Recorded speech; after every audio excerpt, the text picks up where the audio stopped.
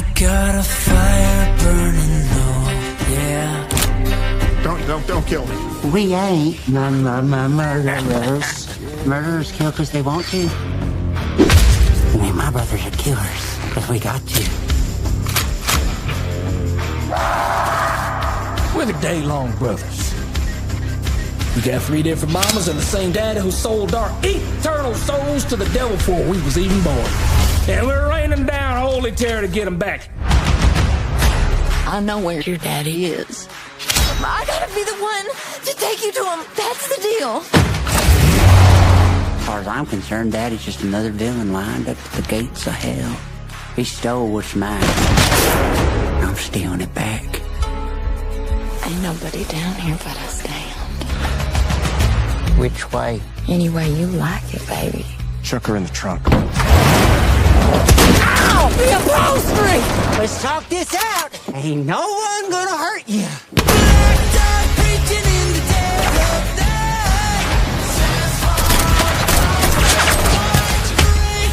I heard you was wheeling deals for souls.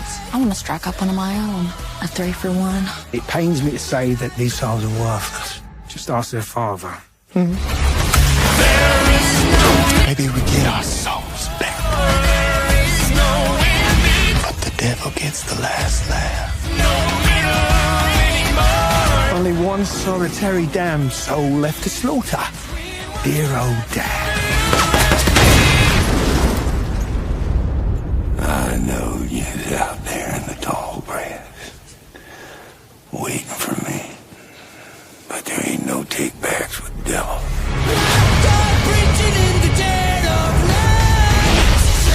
My 3 wise malingering men who give me gifts as fine as 13.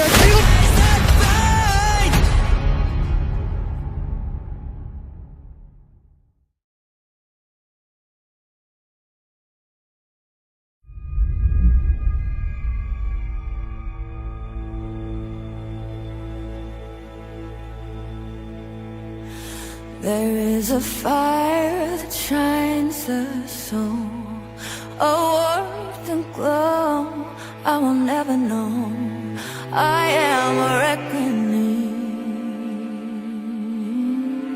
I am a reckoning.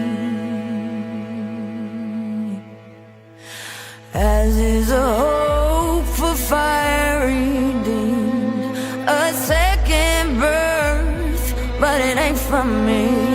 I am a reckoning. I am a reckoning. I am the guilt you feed at night, the waiting cry of endless fight, anemic and vacant stares. I am a reckoning. I am the man from Galilee, the wounds of 3 pouring cleansing. I am a reckoning. I am the reckoning. When there ain't a hope in virgin wounds, no angel, no man in empty tombs. There is a reckoning. I am the reckoning.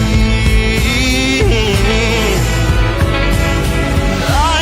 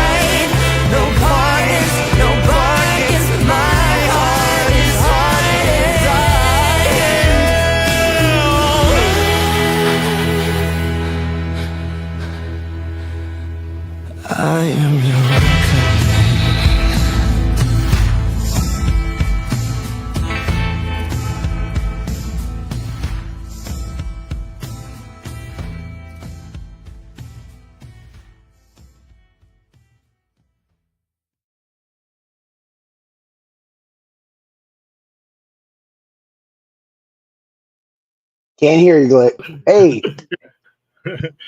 Glick's House of Music featuring movies. That's why we got my guy Blaze in the building from Nonsense and Chill. Hopefully, you guys are having a good week so far. We just got dropped from YouTube. Did we? It'll come back. Maybe it'll come back. If not, I'll re-up it.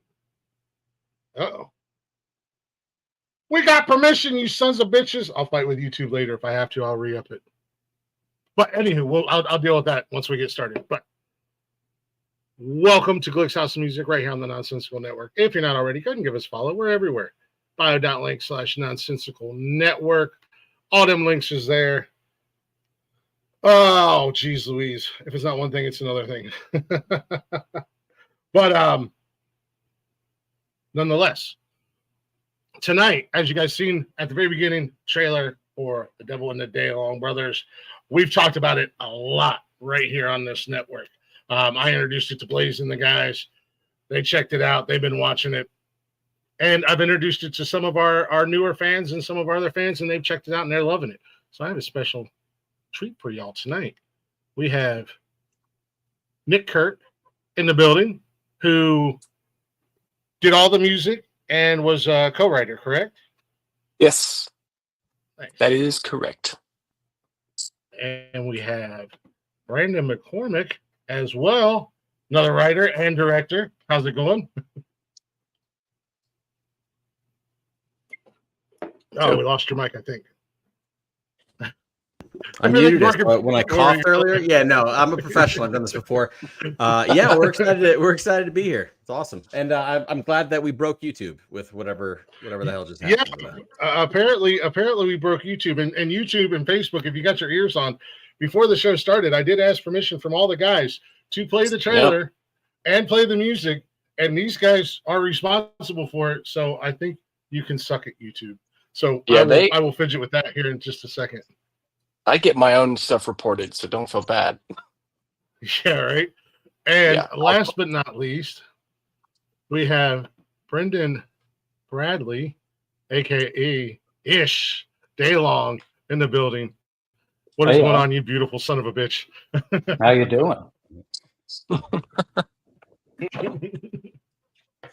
Right off the bat, guys, I do want to say, great job, fantastic movie. I fucking love it. I've probably watched it 4 or 5 times already.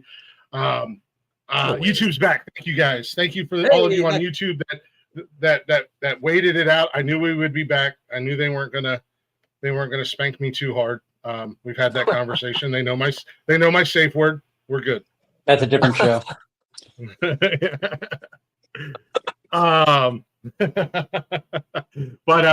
yeah, love the soundtrack.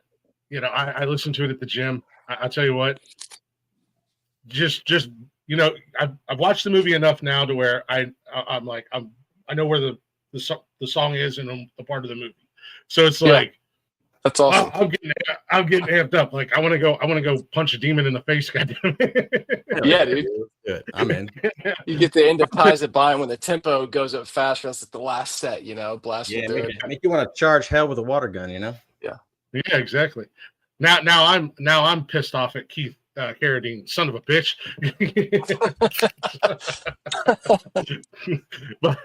but no, Ben, you are muted, please.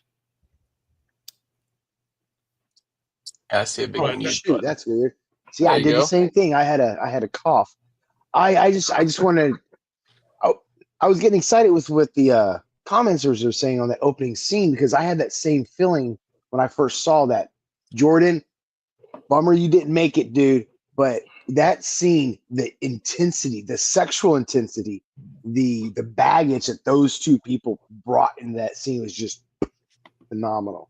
You just dripped all over the place. Awesome. Yeah. The young lady that played Frankie, she was amazing. Rainey is incredible. It's incredible. The whole family. What's ironic about how hot that scene is that it was freezing. We shot that at like 3 in the morning. And it was absolutely freezing. They had like jackets in between takes and stuff. Mm-hmm. Yeah, they were shivering.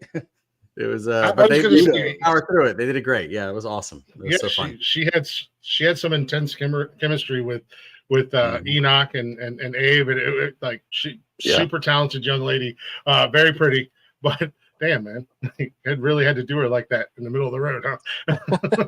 Yeah. I feel bad. Spring's good at everything. Yeah, I didn't feel bad. She shows up and she can sing and act and all that stuff. It's like I don't feel bad killing her. She'll have plenty of other things to do. She'll be all right. It was a very unexpected death. It seemed like one of those characters you would at least see till all the way to the end and then die at the end for get her just deserves. But no, she got her just deserves the moment she deserved them. Yeah, it was one of the things where like we didn't have plans on killing her, and then just one day I think one of us had the idea and it was like, oh, that's awful, we shouldn't do that, which means we absolutely have to do that. So as soon as we felt the repulsion of the idea, we were like, that's what we need to do. I feel like that's a theme of the whole film and the whole filmmaking process. Is what I really respect about Brendon and Nick is that they never take the easy way out. They see like, where's the story going? And a lot of people might stretch it or milk a moment. And they're like, no, let's just get it over with. This is where this is headed. This is where the train is on the tracks. And so then that gets you past the obvious thing. And then you wander into that gray space of just not knowing what's left for any of these characters. And I think that's when you get the most exciting storytelling in any narrative. It pushes the artistic boundaries kind of past we stretches them. Sorry, there's lots of spoilers. We opened with one of the biggest spoilers in the whole movie. Oh, there's no way we're not going to spoil the whole thing because we're going to talk about it. Even if we do spoil it, it's a fantastic watch. Yeah, it's not about the twists. It's about other stuff. Those are just fun. It's not Empire Strikes Back. Yeah. I'm not trying to. It's the story. Blow your mind there. It's the story. I have gather the kids around. It's a good family movie to watch. Absolutely. I have explained to my movie audience that I have a 2-week rule. If something's been out 2 weeks, you're spoiled after that point. Sorry for you. Yeah, that's a good rule. I like that rule. I think it's fair. And the movie's everywhere. I just realized the other night that the movie's out on Tubi. Just today when I was downloading the trailer and stuff, I seen that the full movie's on YouTube. I was like, I didn't know that. Cool. Surprised me. I don't know. Yeah, no, but we had nothing to do with any of that stuff. Yeah. Sorry, I put it on my personal channel. Is that a problem? Vimeo. Yeah, I'm not in charge of that, so. I'm definitely in the mind as many people that can see it as possible. You can put it on whatever place will play, you know. Yeah, I'll put it up on Pirate Bay myself, you know. Pirate Bay, that's a blast. That's old school. That's old school, isn't it? Yeah, LimeWire maybe. Okay. Oh man, you're really starting to build them great. If you could just P2P it to me, that would be great, Brendon. Thanks so much. I'll P2P you for sure, anytime. Your Honor, he was joking. He didn't mean that. Any of those things he said. It's not a breach. Do I need to delete this show from existence as soon as we're done tonight? Let's see what happens. For my own personal private collection. Yeah, you don't have a problem if someone steals your work. You have a problem if no one steals your work. You know what I mean? That's how I see it. Exactly. So 100%. Y'all had brought up the idea of doing the opposite of what you had originally planned, or just finding yourself in that spot of like, oh shit, the car, that 58 Imperial.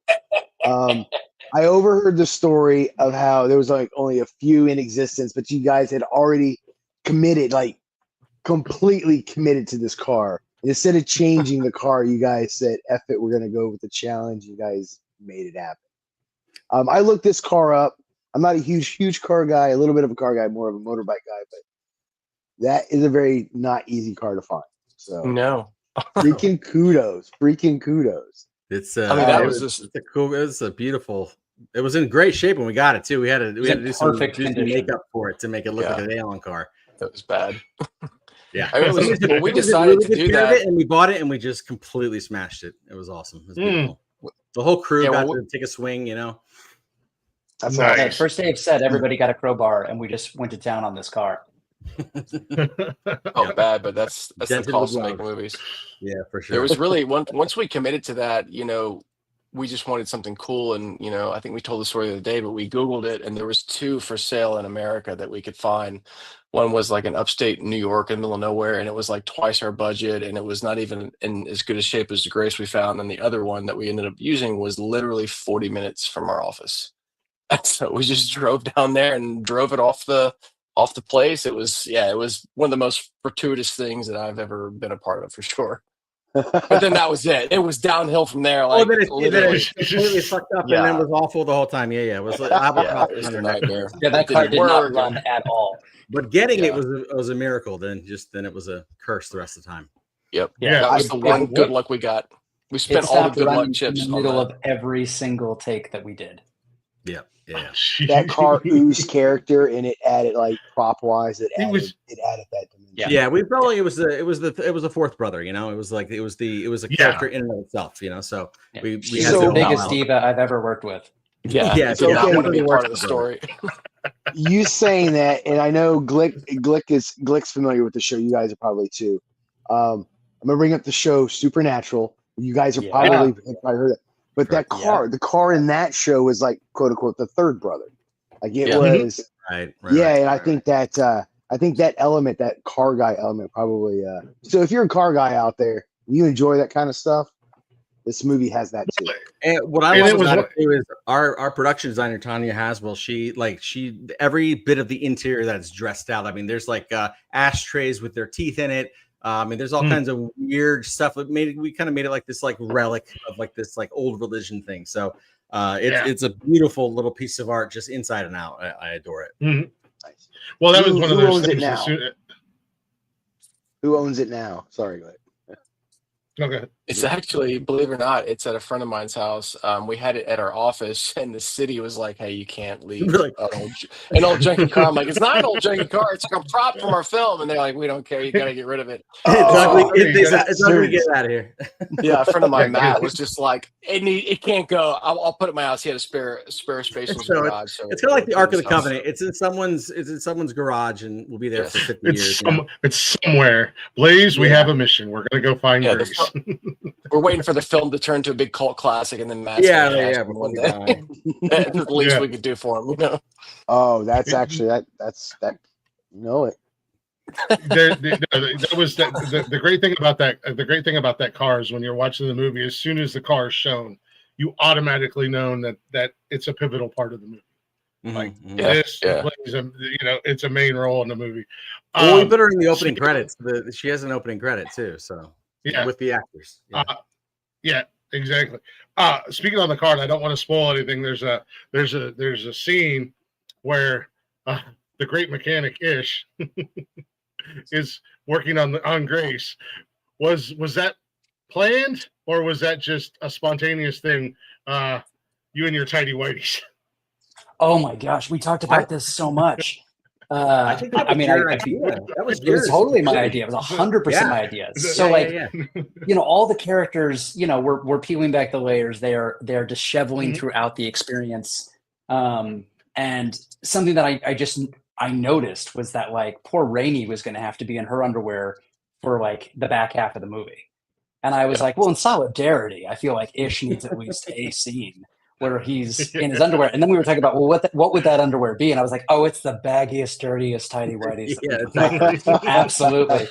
But what I will point out, and I hold Brendon to this day, and if we ever shoot a sequel, I'm going to make him do right by me. But when they shot Rainey's underwear scene in the river, they all got in their underwear as the crew in solidarity with her out there in the cold. Nice. When I shot my underwear scene, everybody was bundled up just fine. Thank you very much. That's right. Now, I always make it a thing. I'm like, I always do this with my actors. I'm always like so humble, and I did not do it. No, when he got in his underwear, and honestly, you looked at him though, he's doing great. So like, it's fine. Yeah, if I looked like very you, different Brendon, situation visually. If I was Crimson, in your shape, it's not I would not put a my diaper. whitey ties on.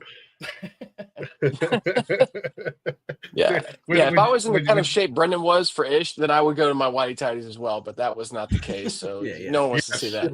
Different assets there. When you came out from underneath, I lost it. I'm like, what is this motherfucker doing? He's absolutely insane. It's also just like what these guys brought to the table. I mean, like the three of those guys were constantly iterating, thinking. They were always together. There was always coming up with stuff. So I mean, they took over. Like I brought the broad strokes, but those guys really own the characters, and they would come up with bits, and I'd overhear them, and like I would be excited just to talk to them, and see what they're coming up with. So a lot of the stuff was them just kind of building character and building, how these characters were developing. It was awesome. It was great to be a part of. I loved it. Yeah, I will kind of sell himself. Yeah, go for it, Nick. I was just asking. I will champion the cast till the day I die. I mean, we lucked out like no one's business on every single person that showed up in that film, and what they brought to the character and the sincerity they brought to it and the seriousness of it. Just, I mean, they all treated it like it was the most important thing in the world, and it was extremely humbling to be a part of that. Just to knowing that, like, because Brandon and I were there, it was our kind of our baby, and we were definitely swinging for the fences. And so to have a cast that showed up and was swinging right there with us was like, I mean, it felt like a miracle, Yeah. I mean, I think they're selling themselves short because like they set the tone and they set the culture from day one. And I think you don't just get that accidentally on any set. Like I've been on plenty of sets where there's people phoning it in, or people who fly in for their little piece, or people who walk off to their trailer while you talk to a tennis ball. None of that on this. Every single person was absolutely in it. And this was the most important thing for everybody to be working on at this time. And I think a lot of that goes back to the family, the true family of filmmakers that these two guys work with. They've worked with the same like production designer and, background team and like audio, like holding the boom on most of their projects. And so when you're walking on set, you are walking into a true family, and the shorthand they have with each other, and they take the craft part really seriously, and they take nothing else seriously. So you're just having a great time making cool art, saying fuck it to everything. And then in the meantime, you're making probably the work that you're going to be most proud of in your whole career. Hell yeah. Yeah. Cool. It's definitely one of those movies. Like I said, it's blowing up. I mean, on Amazon, it really is. And it's one of those movies that, could definitely see having a cult following. Yeah, I guess there's gotta be some weirdos out there that like this crap. Like, call me the cult leader. I know we found YouTube weirdos, right? Okay, that's good. So that's two. Let's keep going. I was gonna say I was watching Reacher, and one of the ads was the preview for it, and I was like, that looks really cool. I'm gonna check that out. So I put it in my list so that I got a notification the day it came out. I'll tell you what, I did not know it was a musical. I know. Yeah. Hey, listen. Okay, I got some shit to talk about that. Okay, hey, listen. I got some shit to talk about that. Okay, I love that it's a musical, right? I think it's like that's like what makes it special, right? A Southern Gothic musical, and so there were just unnamed people. There's a total of one. Who there was when it came time to like pitch it out. Of course, what do they want to do? They want to hide it. Like I yapped and I fought and I didn't have any say. But if I had my way, we would have been very up. It would have been in the title, a Southern Gothic musical on IMDb. Like next time it will be officially in the title. No, I love musicals myself, but I'm going into it. I'm thinking like, it's gonna be like a little supernatural action type horror movie, whatever. And then the opening scene and the brothers are kind of, and I'm like, oh, they're just singing along to the jukebox, whatever. But it goes, and then he gets the next song, and I'm like, hold the fuck on. let me go ahead and Google this real quick. And I'm like, oh, we did. So I mean, I shit you not. The first time I'm watching it, I reached out to Blaze and I'm like, dude, I'm watching this movie and I'm only 20 minutes into it and I'm loving it. It's amazing. You got to check it out. And awesome, before I had even finished the movie, I'm on social media looking for everybody. And I'd already talked to Nick before I finished the movie the first time. That's how I was 100% awesome, locked man. in. That I was makes like, me this feel so good. is Thank like, you. Thank you, dude. Yeah. Yeah, you're making my day, man. Thank you. Yeah, we worked super hard on that. That's also quick. I think that you- really speaks to what filmmaking should be, and what I think we're getting a little bit closer to in this kind of rebirth of true indie films is I think that you either should be in or out in the first couple minutes. And it's either going to be something that you're like, fuck yes, I've never seen this. This is so crazy and weird and I'm in, or it's not for me. And that's cool. You should turn it off. You should go watch something else.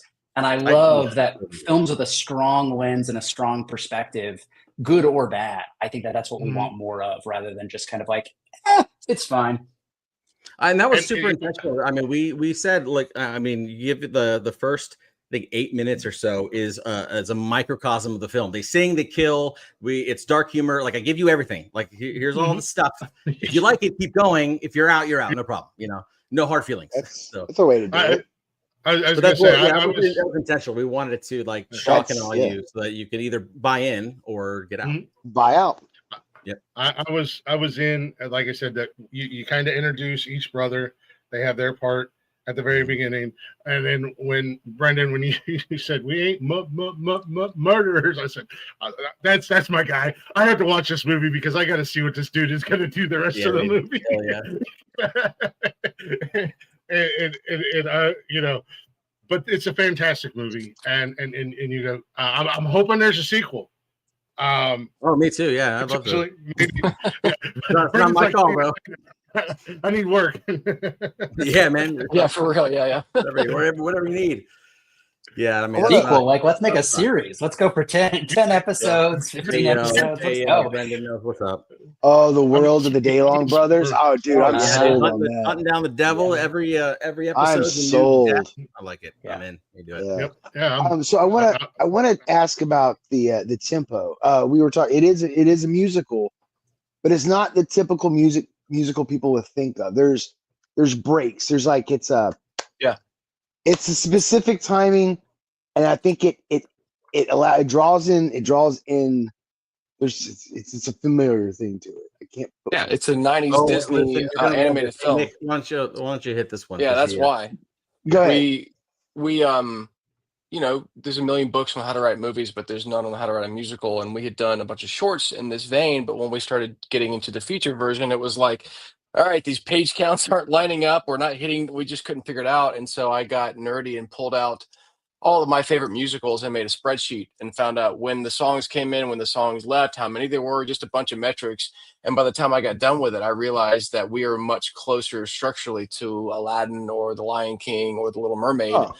And that's just as silly as it sounds, but that really is the structure of the film. Those films have, you know, Lion King has like 5 songs, and of course you know all of them, but you would never think that there's that few songs in there. But that's exactly what Daylong is. And then we structure figured out where of the songs went Disney. and what they did, and we were like, okay, well, you know, there's a song is usually a lament here, so then, you know, like where the character sings out something. So like, yeah, we looked at Disney movies, Frozen, all that kind of stuff, timed it out. How much dialogue is there between scenes, and what's too long, what's too short, and that makes so much sense. Oh yeah. Yeah. It should feel familiar. It should feel. The idea with you, it should feel familiar.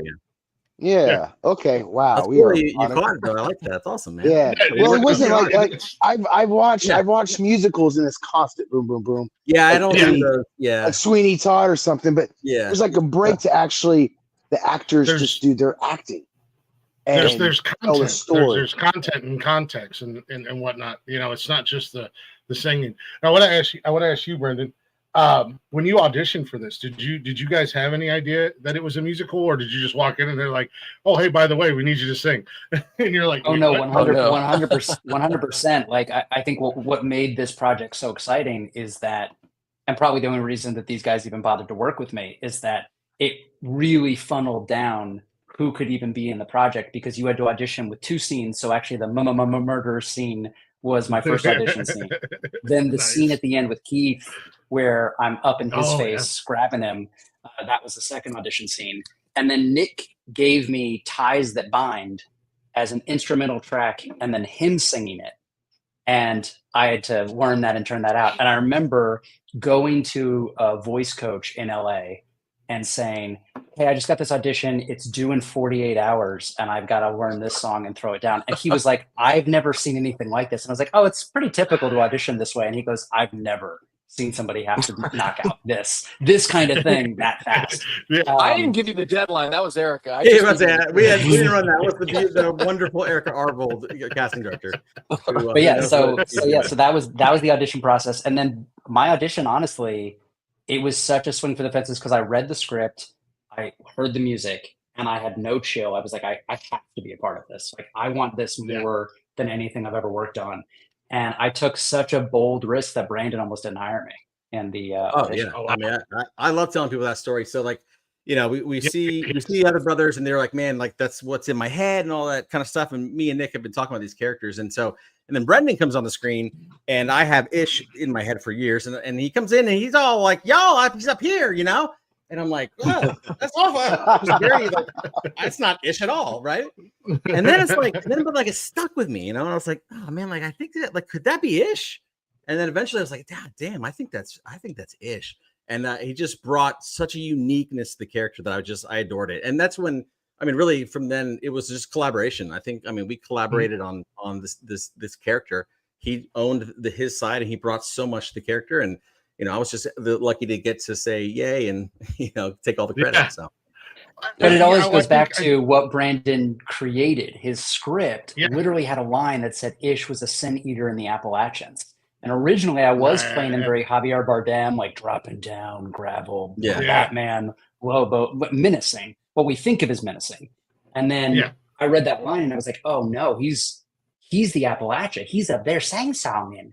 And then in some ways, working that way, I was like, oh, that's scarier because gravelly movie Batman guy, I know is our like mean, you know, villainous, dangerous guy. But up there, sang-songy guy who's doing all the same murdering and all the same threatening.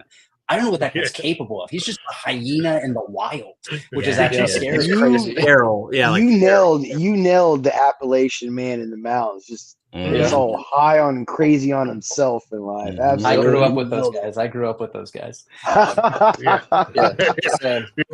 Kudos. I think some of those guys might be my family. So I mean, I know some of them are mine. I know some of them are mine. So that was my favorite part with Rainey is that she was so. We were just trying to figure out, you know, because her audition came from LA, and I was like, how is her accent so good? And then you find out who her mom is. I'm like, oh, well, then that makes all the sense in the world now. Like that's exactly why she has that sweet Southern accent down to a T, man. And she spent, you know, she grew up in North Carolina as well. So she was hiding her Southernness, but it was there. Nice.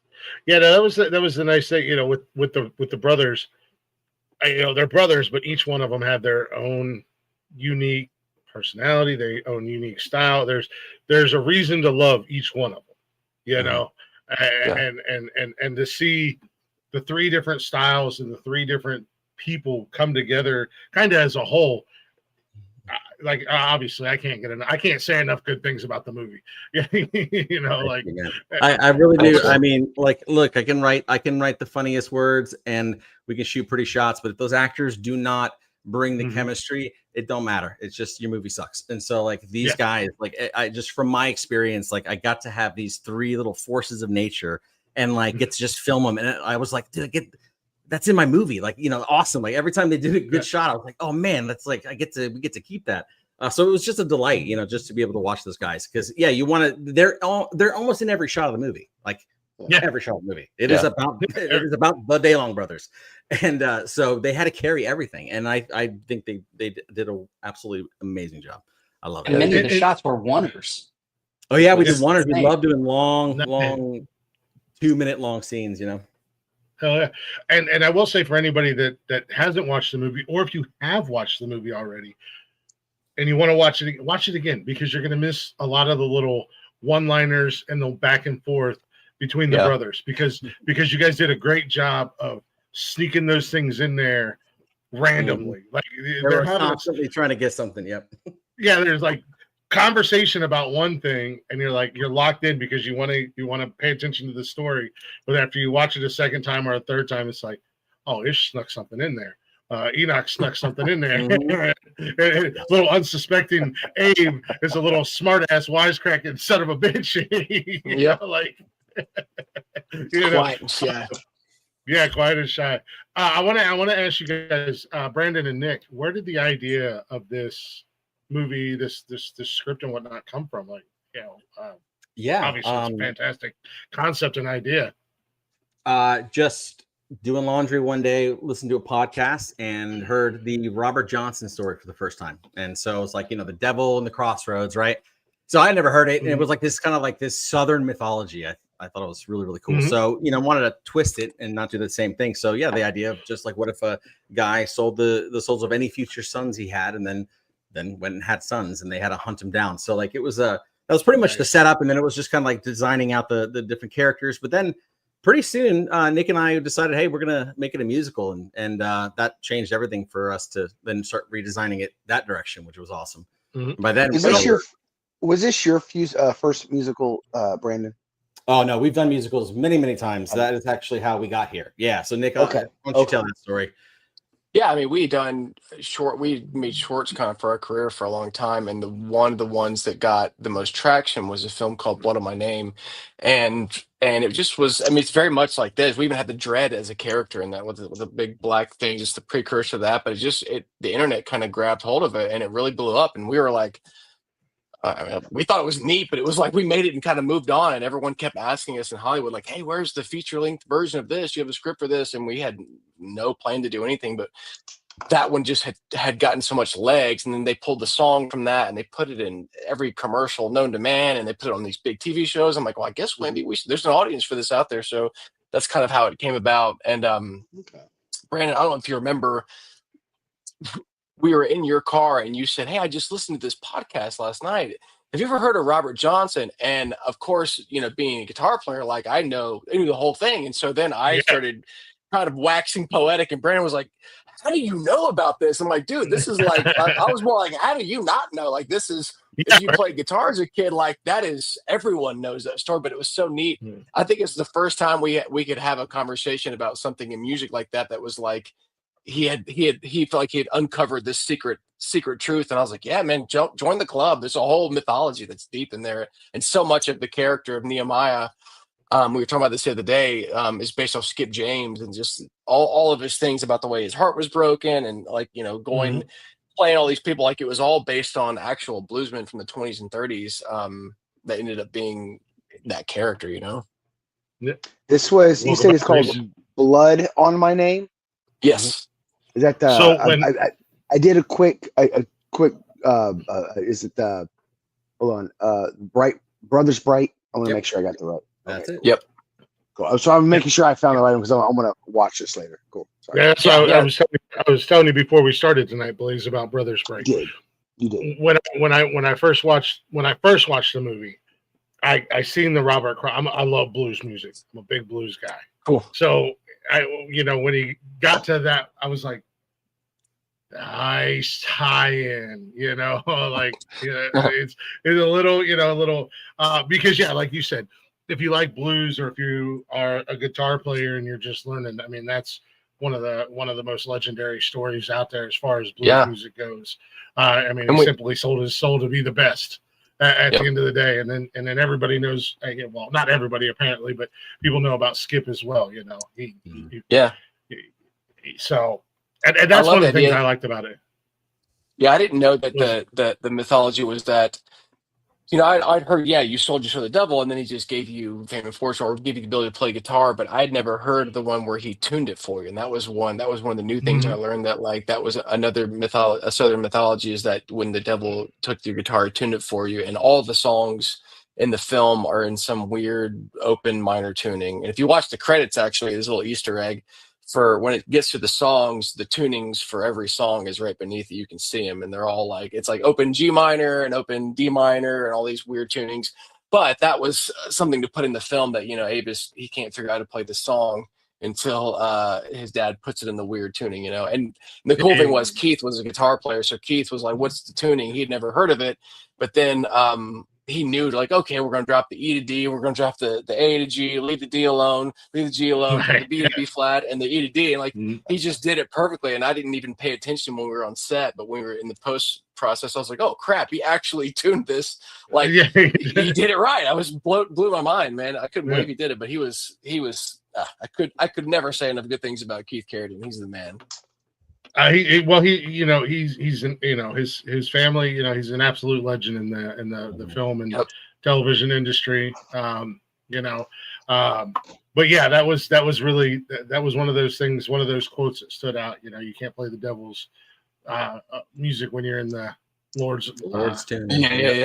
Lord's tuning. And I was just like, as a blues guy, as a fan of the blues music, there was those little subtleties that I was like, nice. Oh, well played. Yeah. Well done, guys. Well done. That's awesome. I was actually I love hearing that, man. That's the stuff that I snuck in there. I'm like, you know what? It doesn't matter if anyone gets it, but it's just a deeper layer of it. But I knew there'd be a couple people that were like, wait a second, and they'd pick out their guitar and be like, I don't know how to play this. This is weird. So like it's on our to-do list, but I'm going to make the videos of like how to play all the songs because they're not something that you're just going to be able to pick up and play in standard tuning. It just doesn't work. I got a nephew he's really getting into guitar playing. He's doing really good self-teaching and stuff. I think I'm going to show him this movie and show him all. Yeah, man. I think he'll love it. Yeah. And even the guitar is like a Gibson L1. That was the Robert Johnson guitar. Like I think ours is a 34. I think he probably had the late 20s, but it was as close as we could afford. That was in that area, Yeah. Yeah, that's those little details like with Grace and the guitar and the tuning and stuff. That's and I'm a self-proclaimed music whore. I love music. I listen to all types of music, all genres, all eras. Obviously, that was the thing that once I realized it was a musical, I'm like, hell yeah, I got to reach out. I got to get these guys. You are the target demo, is what we call you. Yeah, man. I'm not ashamed of it. Oh, like I said, it's just good to find fellow weirdos out there, to connect. I'm really impressed, and I'm really happy with the with us talking about it and recently sharing it and stuff like that. I'm really impressed with the amount of people who have watched it and have had good things to say about it. Actually, one of our friends here on the network and whatnot said that it reminded her of a combination of the Devil's Rejects and Boondock Saints, because it had that looking for their father kind of revenge, righteous quest. I feel you.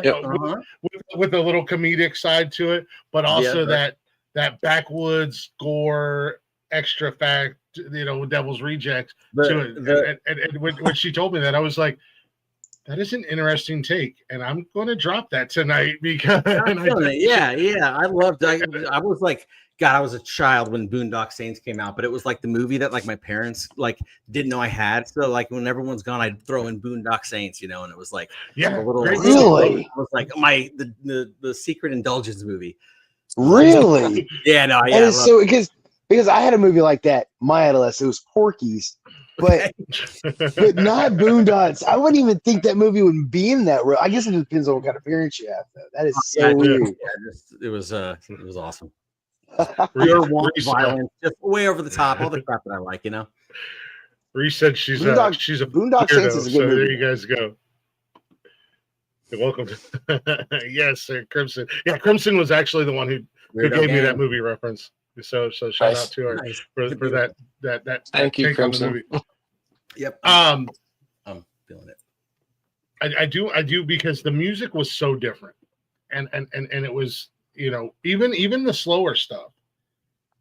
Excuse me, even the slower stuff was still very upbeat, and it had a distinct sound to it. So this one goes to you, Nick, because obviously you're the mastermind behind this. You kind of set yourself, you kind of set yourself out from everybody else, and this is its own unique sound and style and everything.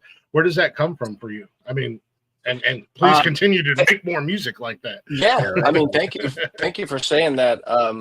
Everyone wants to have their own kind of style and own approach things, and I mean, I wish I could take credit and say that it was some intentional thing. It's just you do things long enough and you start the palette is, the road's this wide, and you keep doing it, and you start to narrow, and eventually that's kind of what you do, But for whatever reason, I played guitar enough or any other instrument that like you start to get used to what it's going to sound like. I can close my eyes and pick up a guitar and just know what it's going to sound like. But when you started putting them in weird tunings, you kind of don't know what you're getting yourself into. Mm-hmm. And so that, for whatever reason, I just started doing that. And then really experimenting with like, you take the open, most of them are like open major tunings. And I was like, well, make an open minor tuning. And then when you do that, it already sounds like something. Like you don't even have to, you don't have to do anything to it. You just hit it and it already kind of sounds moody. So it has like a baked in thing. And then you just go from there, and it ends up telling you what it wants to do. And when you have the story about the devil and the crossroads and all that stuff, it was like going back to find, okay, I love the blues as well, but modern blues is not my favorite thing, mainly because most of it's sung by like rich white people, and it doesn't seem to make as much sense as like as the origin. Of the origin. So I would go back and like everyone stole, I feel like the thing that everyone stole was like the 12-bar blues progression. But I'm like, if you go back and listen to like, Hard Time Killing for Blues, that Skip James tune, I'm like, that's would be called a blues song, but it would never fit any of the stuff that you think of when you think of modern blues. And so I was like, well, let me just go back to those periods and steal the stuff that hasn't been stolen. Like if a lot of the weird meter stuff where like Charlie Christian would sing and then just he'd be in like 4 and then just start singing, and then okay, well there's bar 6 for no reason. He would just do that because it was just him singing off the top of his head. So trying to do some of that, that's all the stuff that I feel like I was stealing from that genre without like being obvious about it. It's not something that most people are going to pick up on unless you're a student of that stuff, but it was me trying to not be as obvious with it and trying to be a little more crafty with my theft, I was gonna say that's the music industry. I mean, you listen to you listen to artists today, and it some of the stuff we grew up on, you can hear where their influence comes from. Yeah, and Dylan said, I remember Bob Dylan was talking about the blues artists in the 60s, and he was a little grumpy because he said, when you listen to the black guys sing it from the 20s, it sounded like they were always trying to get out of the blues, and you listen to these white kids doing it, it sounds like they're trying to get into them, it's a different way of thinking about it for sure. You gotta live it. You gotta live it to sing it, man. Yep. That was the great curse of Nehemiah. Yeah. That's what happened to him. Yeah. 1,000 heartbreaks, man. You got to live it to sing it. Yeah. And that was the other Skip James thing. That was part of his biography where he said, it was so funny because I grew up in like, the 90s, and like you read about these 80s rock stars, and it was like, how many women can we bed? That was the thing. But apparently Skip James, he told the story like, the bluesmen would go from town to town to town, and the women would be standing on the street corner every weekend when the new bluesmen would come in, and they would have a competition to see who could bed this guy. And so Skip would say, I would go to town, but I would like find these women that I'd fall in love with them, and then they would throw me to the curb for the next guy. So it's the exact opposite of what happened in the 70s and 80s, where like, Zeppelin's going from town to town, bedding women. And the 20s, they would go town to town, and then they would get taken advantage of and just have their heart broken everywhere they went. Which that's strange to think about. That's such a weird dichotomy, man. Hey, yeah. Wow. Blaze, I think I'm the reincarnation of Skip. I need to learn how to play this guitar behind me and start singing some blues. Do it, man. Yeah, let's do it. That's a story about women use me and abuse me. I don't know if that'll translate. I don't know if that still exists, but you can try it. There's some variables a little different there, but it's 2025. Things are different again. I think nobody wants to watch a big white dude that looks like Sasquatch sing the blues. Come on. They might not want to watch you, but if you sound good, they might listen to you. Yeah, that's the problem. There's too many good-looking people making music these days. Like it used to be that way. They were judged on the merit of their voice and their music. Now it's like, can you look good on TV? We'll get you some songs. Don't worry about it. Yeah. That's interesting. Yeah. Exactly. Thank you, MTV. Not really. Yeah. No offense, Brendon, because Brendon's beautiful, but Brendon can sing as well. That was the joy of him. I was like, all right. When we did those auditions, he was talking about it.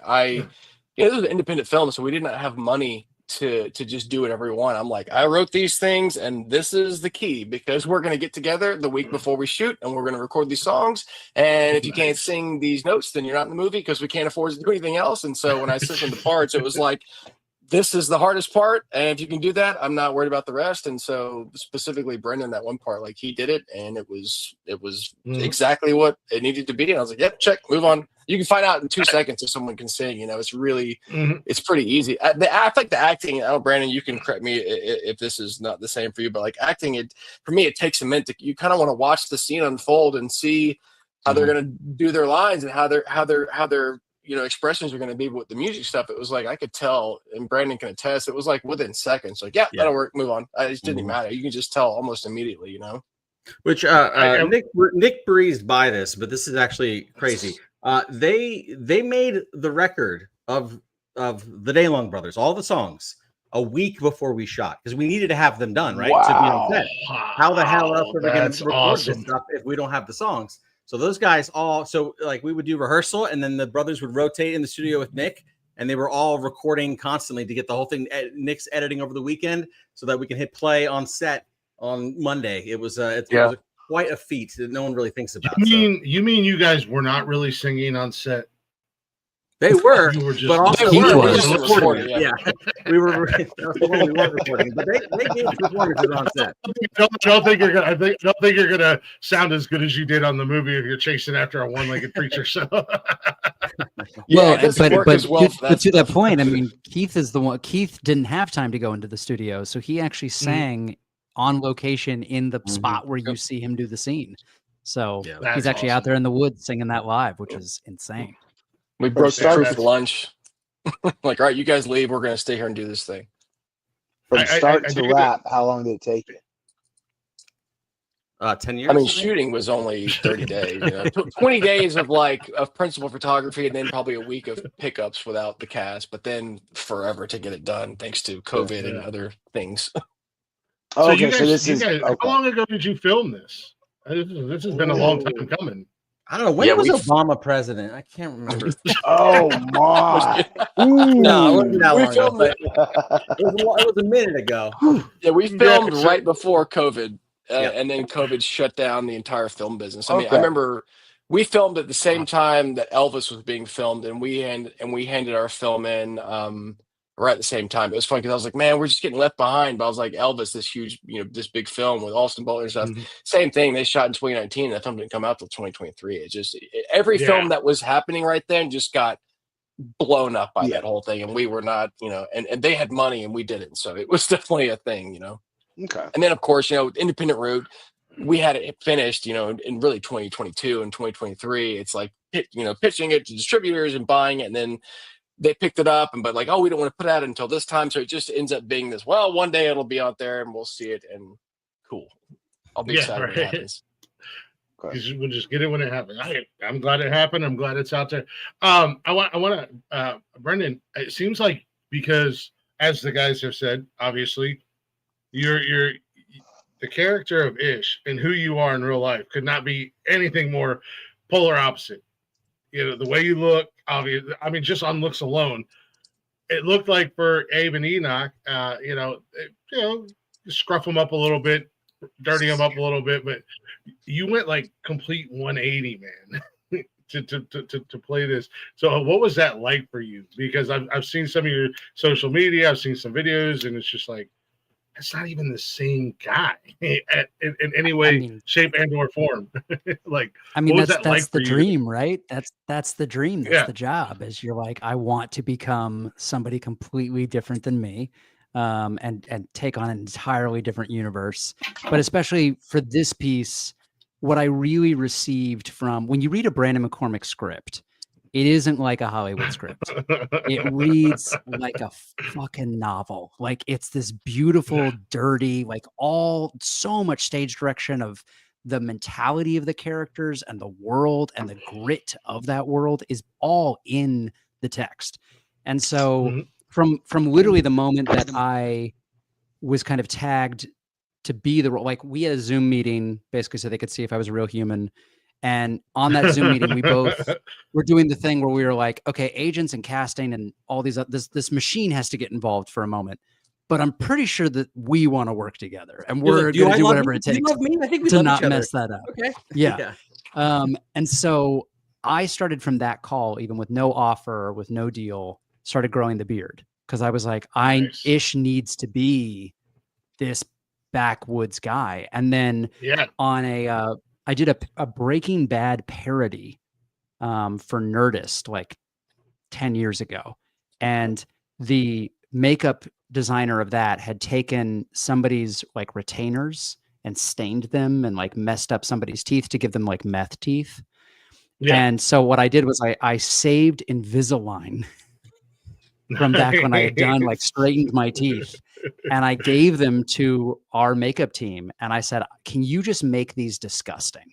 And so I could pop in these dirty teeth for all of Ish's scenes, because there is just something to this like layer of constant grime and dirt of what these boys have been through that you just can't fake, right? Like in some ways, like there's even like George Clooney right now is talking about the role he plays in Good Night, Good Luck. The reason he plays a different role now than he played, he didn't think he could do Morrow when they did the movie. He was like, I didn't have the gravitas, I didn't have the lived experience. And I feel like there's so much of the texture and the experience and the grit of the Daylong country that this guy does not belong. This guy doesn't make it beyond Act 1 in that world. You are far too pretty. Out of the bar. You are far too pretty to make it out of the opening scene. I'm just saying. Yes. So I needed to be in that world, and what I loved about that was it allowed me to really disappear inside of Ish. I then, in some ways, didn't have to worry about. I think a lot of times, especially in film, is you're worried about, is it working? Is it working? Is it working? And there's a trust level you have to really have with the director that I'm going to give you a bunch of stuff, but I'm not sure if this is going to make the edit. And once you start putting on the layers of a character like that, the accent, the beard, the teeth, the dust, the clothes, you then you're just in it, you're immersed, and you then just really get to focus on the relationships. And so I think in a lot of ways, maybe it's a cheat, maybe it's not, but in the way that Daniel Day-Lewis truly immerses himself in a character so he can then just focus on the relationships, this is probably the only time in my career I've gotten to really do that with Ish. Yeah. Okay. And I'll jump in there and brag on it for a second. What you get with a Brendan Bradley on set is he is a craftsman, right? So like he shows up with the craft of storytelling. It's not just like a hobby. It's not a thing. He comes in like completely prepared, but he also like gets independent filmmaking. Like he's been on low budget sets. So like it was really this kind of like collaboration we felt like we had, where it was just like, hey, we're going to steer this ship together to get to the other side of this thing. But he understood, man, we were scrappy. We were moving fast. He thought like an independent filmmaker because he is one. And so we were able to collaborate, not just, director and actor, but really filmmaker to filmmaker, and got to, get through it together, which was really, really fun. It was awesome. So you don't always get that. Sometimes the actor is something you have to deal with, like an issue that you have to solve. Brendon was a energy into the propulsion of the engine, which was great to have. It sounds like the entire production of the film, other than the time and the work that goes into making the film, is just relatively coming together and artists honing or taking their honed crafts and putting this out for all of us to enjoy. So yeah, that's it. Man, I don't know how else to put it other than that's just amazing. Thank you, man. Yeah, we feel like it really is the artistry. I mean, you forget like things, how things are like crazy important, like the costume design, right? So like Dana Connick did the costume design.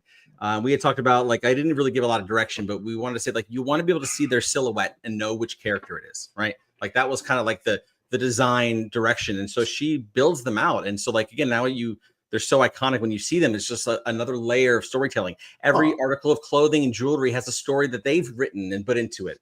They have like, they are artists, Tanya. We've got help me with some names here. We got all of my production team.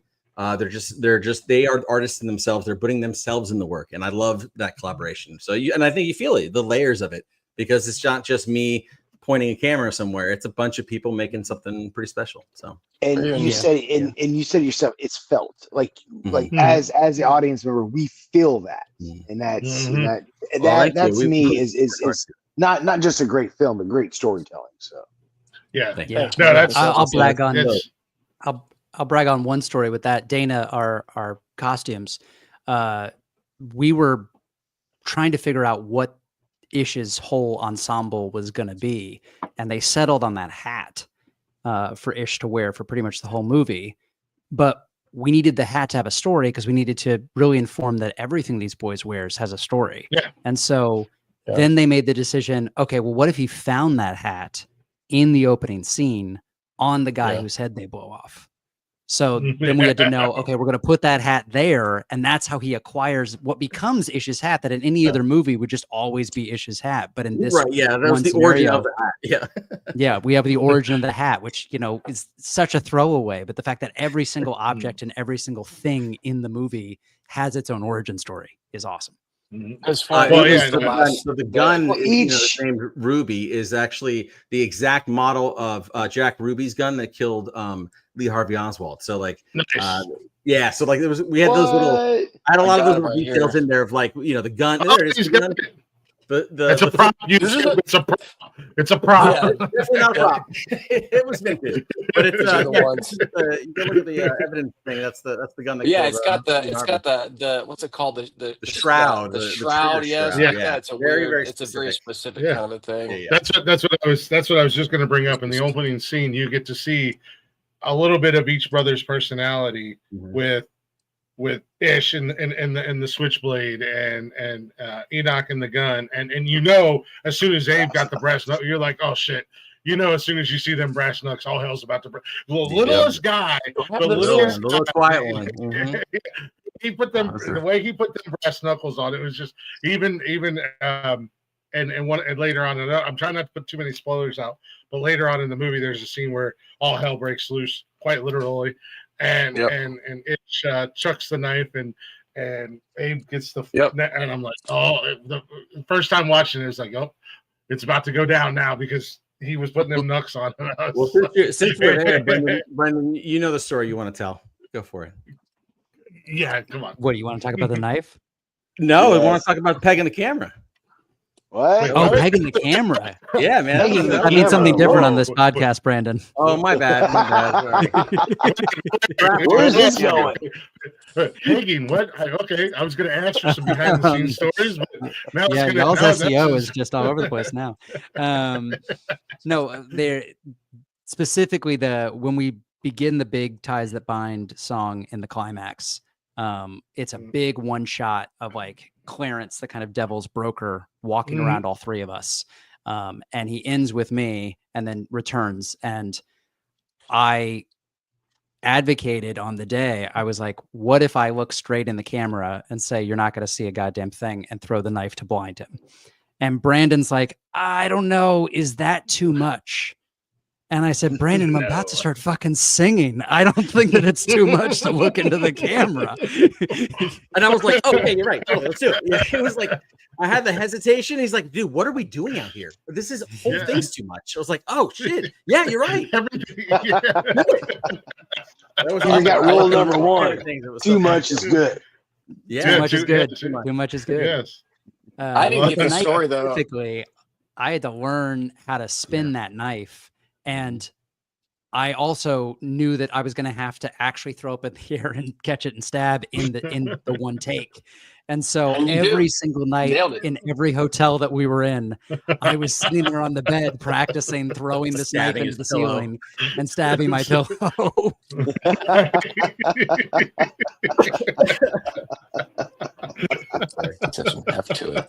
Only one. You only had one take to do it, man. That director's an a-hole. We were losing the light. Fair enough. Man, there's got to be a lot of tight timing schedules, of course, because like you had just said, the lighting is huge, especially when it's all outdoors. The majority is all outdoors. Yeah, lighting is huge. Was there any time you had to use any sort of artificial light outside to to compensate for the. Oh yeah, no, this was a few times. There was one specific shot that you would never know. The sun was falling out of the sky, and our grip and gaff guys were like, we got this, we can do it, we can save the day. I was like, dude, please help us. We need one more shot to get out of here, and it does not match anymore. And those boys hauled ass, and they set up these lights like that, and they hit the light, and it was perfect. We shot it. We shot it like they hit it in 2 takes, and then we were out, and it was like save the day. I was just blown away by the movie magic of it all. So those guys stepped up and saved the day, because I was like, oh, we'll have to punt the shot, or maybe it was they saved it, so it was good. Yeah, shout out to Matthew Seast and Nick Yossi. Those were the guys. But yeah, Alex as well. Yeah, the shooting was crazy tight, and that's why I think it was like when we got a little bit of rehearsal time. Because we knew, like, so for instance, when we're up on the ridge line, we wanted to shoot that at magic hour. So when you want to shoot something at magic hour, you have a ticking clock over your head. You got 20 minutes of decent, and then you're screwed. So I knew even if we had all the time in the world, which we didn't, we were going to get 2 takes out of it. Like, that was it. We had it. It was the vista. When we don't get it, we don't get it. So but those guys rose to the occasion every time. We do these long, complicated oneers. My camera man Sam Lobster, he's he's just like dancing with these guys, and like they're just really, really doing these incredibly complicated things, and just nailing it every time. And it was just like, we wanted to do a blooper reel or whatever. We don't have any. There were like we were shooting 2-3 takes move, 2-3 takes move. Yeah, we were going. Wow. We were ass, so that's something that I would. We were in lockstep. The actors, everybody was dialed in, and we were just shooting the heck out of that movie. It was awesome. It was really good. Not only would I, I don't think I'm speaking for myself here. I think there's a lot of people who have seen the movie, would love to see a sequel. But for me personally, is there any way we can put the 3 brothers in a room in character and just record them interact with each other as the brothers? Oh my God. Every single pre-roll from the moment that we started the camera rolling until Brandon called action, Nikan Robinson does not break character as Enoch. So he is just up in he is here just saying nonsense at me until Brandon calls action, and then he's nonstop. There's a lot of little brother energy we loved. We were picking up all that little brother energy. That's awesome. Yeah, it's just the interactions between the 3 of you guys were just something else. Like I said, you guys got to watch the movie. If you got to watch it a couple times, watch it. Do it yourself favor.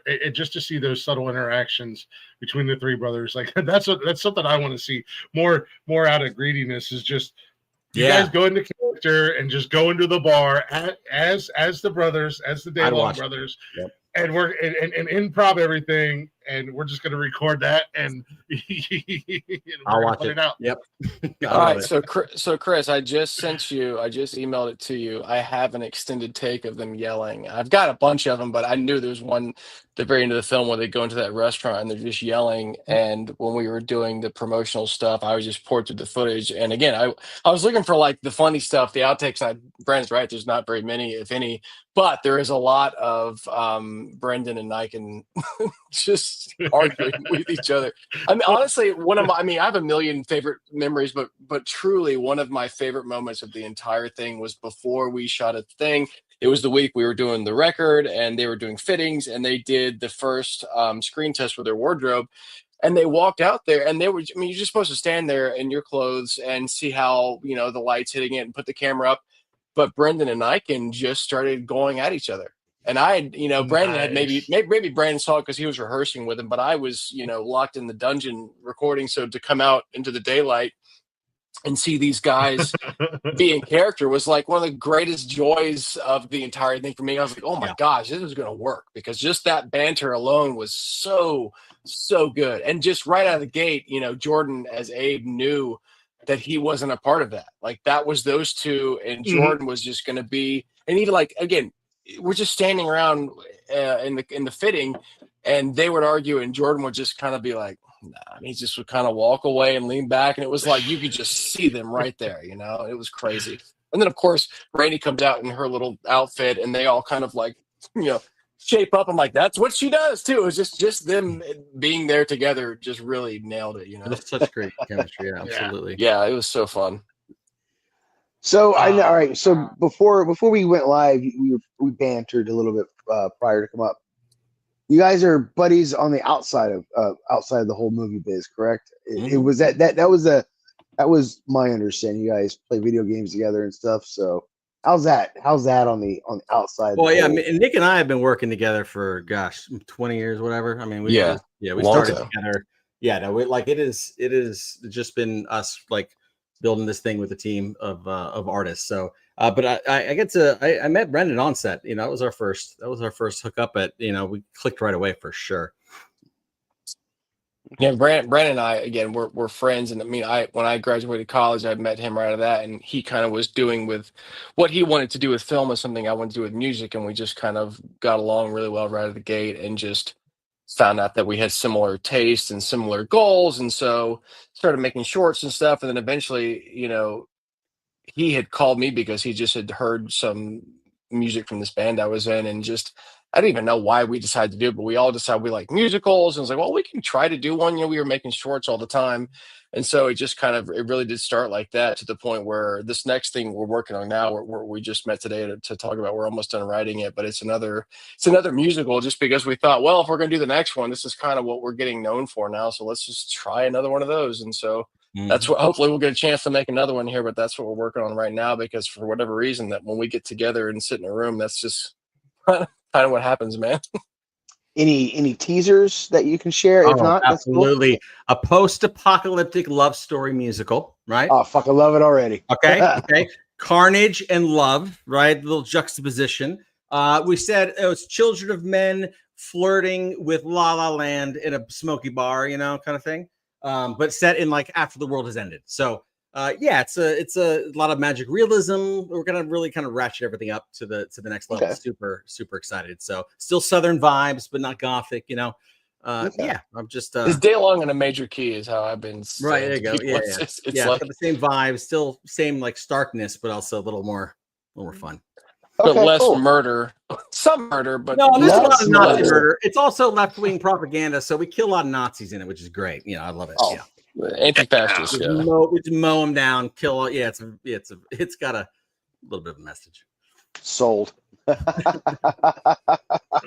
Nice. Yeah, let's go. Yeah. Let's get it. I would wait. So this movie definitely has a oh God, I don't want to say a religious bent. It's not really that, but it does pull from sort of religious mythology and stuff. That old time religion. Mm-hmm. Yeah, for sure. It's an old time Southern.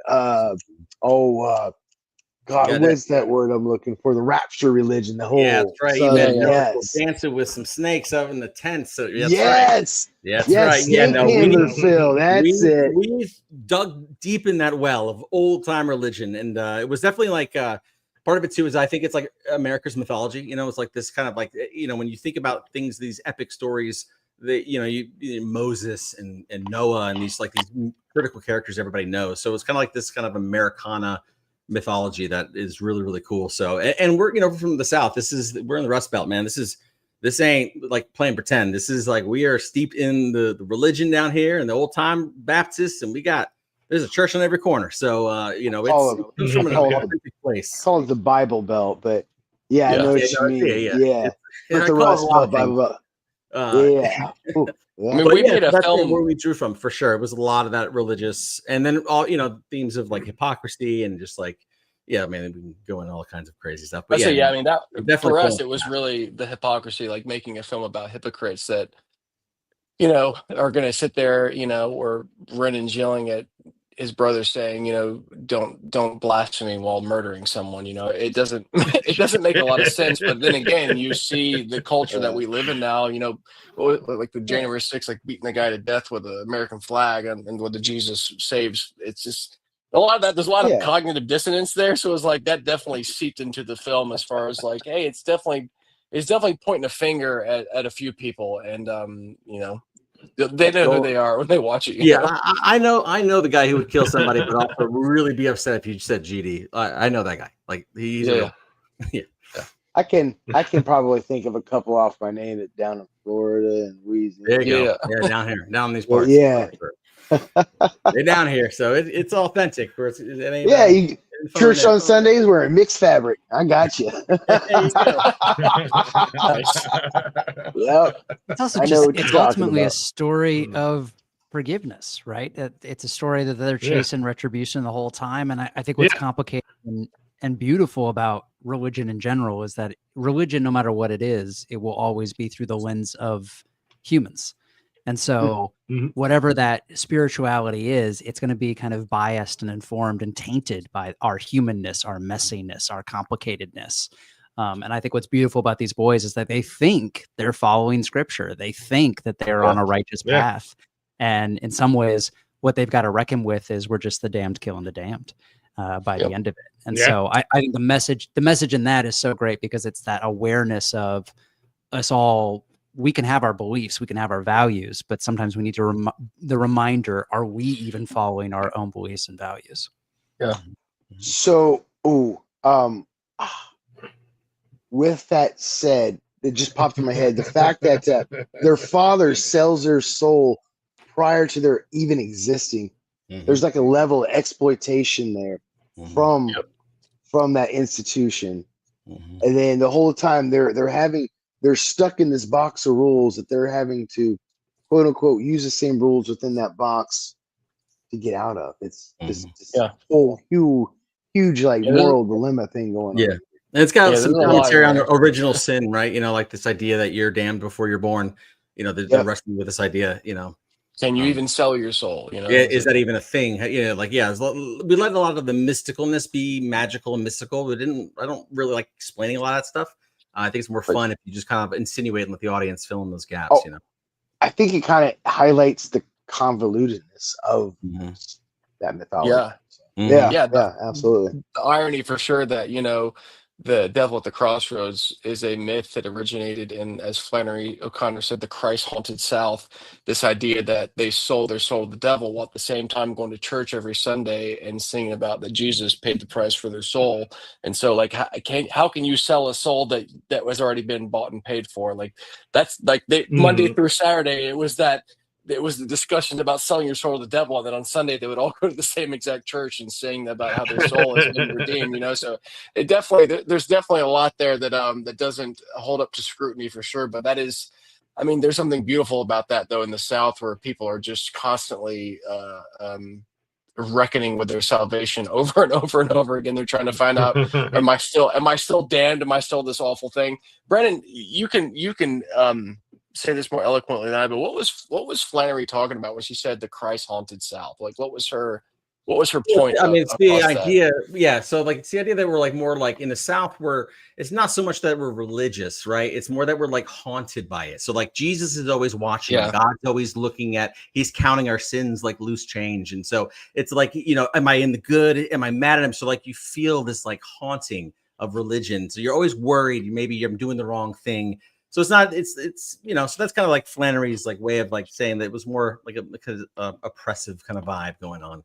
I think this was Bertrand Russell that hit up on this, but I think what you're describing sort of in an abstract way is Puritan realism. And that's not just like Jesus haunting the South. It's actually something that covers most of the country itself. Kind of dies out a lot as you move toward the West Coast. Yeah, from the Northeast all the way down south, that idea of when the Puritans came over here, separate their religious and the mythology, but their daily habits, their work ethics, their virtues, and such. Those things are ingrained part of American culture, excluding the religious part, and that seems sort of like more of what you were talking about, the haunted Jesus South. Absolutely, yeah, that's all that stuff is very much just our childhood growing up down here in the South and the hymn book every Sunday. And even for me, like, you know, going to church on Sundays because that's what everyone did. And then I would have the same kids at school. It's like, you know, you go hear the sermon about how we're supposed to love our neighbor as ourselves. And then you would go to school and everyone's just a dick. And it'd be like, did anyone else get this? But it was like the church was just a social club. And so, but I'm too stupid but I would go there. I'm like, oh, well, this sounds good. We should love our neighbor and treat everyone with kindness. That makes sense. And then you would go to school, and for sure, it just would be the exact opposite of that. And it took me a long time after that to kind of realize that was just kind of the culture, that was that. Yeah. What's that quote? Like, Baptists are like cats, they're out there raising hell. You just can't catch them, like you can't catch them doing it. They're just out there doing that. But and the other one too, it's like, how do you stop a Baptist from drinking your beer when you go fishing? It's like, just invite another one, because they won't drink in front of each other. It's like, if it's just you, they're like, that hypocrisy is there. But the second there's another one there, they're like, oh, I have to pretend to act a certain way. And I'm sure you've seen the news, and it's a pretty common in our country these days that, the scripture in their mouth and hate in their hearts, that's the current trend. Like I see a lot. Yeah, I mean, that's part of the Southern Gothic vibe. I mean, like, if you think about the South, I mean, it's a weird place, right? I mean, like, it's a conquered nation. I mean, they lost a war, right? It's like, I'm 35 minutes from a city that was sacked in a war, like Atlanta. Like, that's crazy. So, like, that's still, and then you have obviously like the horror of the civil rights, the Jim Crow. I mean, there's a lot of like darkness down here that is like you have to reckon with, and like, so people have to like figure out their identity. And I mean, there's a stone mountain down the road that has Confederate guys carved into it. Like, it's still up today. Like, shit's still weird down here. So like, it's that Southern Gothic is kind of like reckoning and an understanding of like the grotesqueness of it. And also, just kind of being like comfortable with it and understanding that, there's some ugly things that have happened, but there's some really cool things here too. And I think that's what the beauty of like the Southern Gothic is, staring down that nastiness right down the barrel.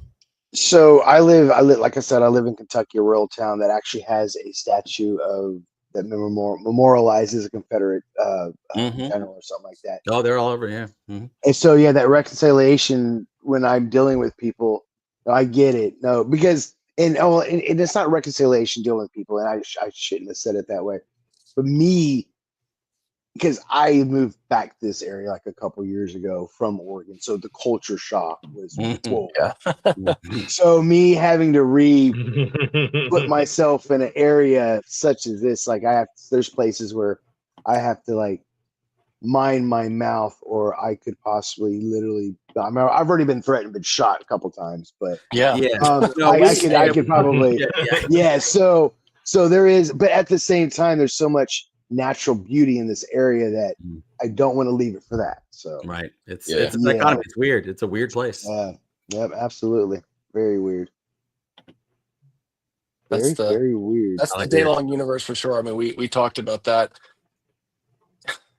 Yeah, we just call it Daylong country, and for whatever reason, like, I think everyone's got their own version of that. If you're like in Ohio, in Idaho, like every state almost has their own Daylong country. If you drive right outside, too far outside the city limits, but especially in the South, where we would film. At one point we were filming, we were no more than probably 2 hours away from Atlanta, but if you drive the wrong 2 hours, you're just in the middle of absolutely nowhere. It was just, when Keith Carradine showed up to stay there, and we had a hotel, and he's like, I was going to say something about the room, but I'm looking around. I'm assuming this is the Ritz-Carlton. I'm like, yeah, like this is just like the crew was staying at this summer camp called Camp Swamp.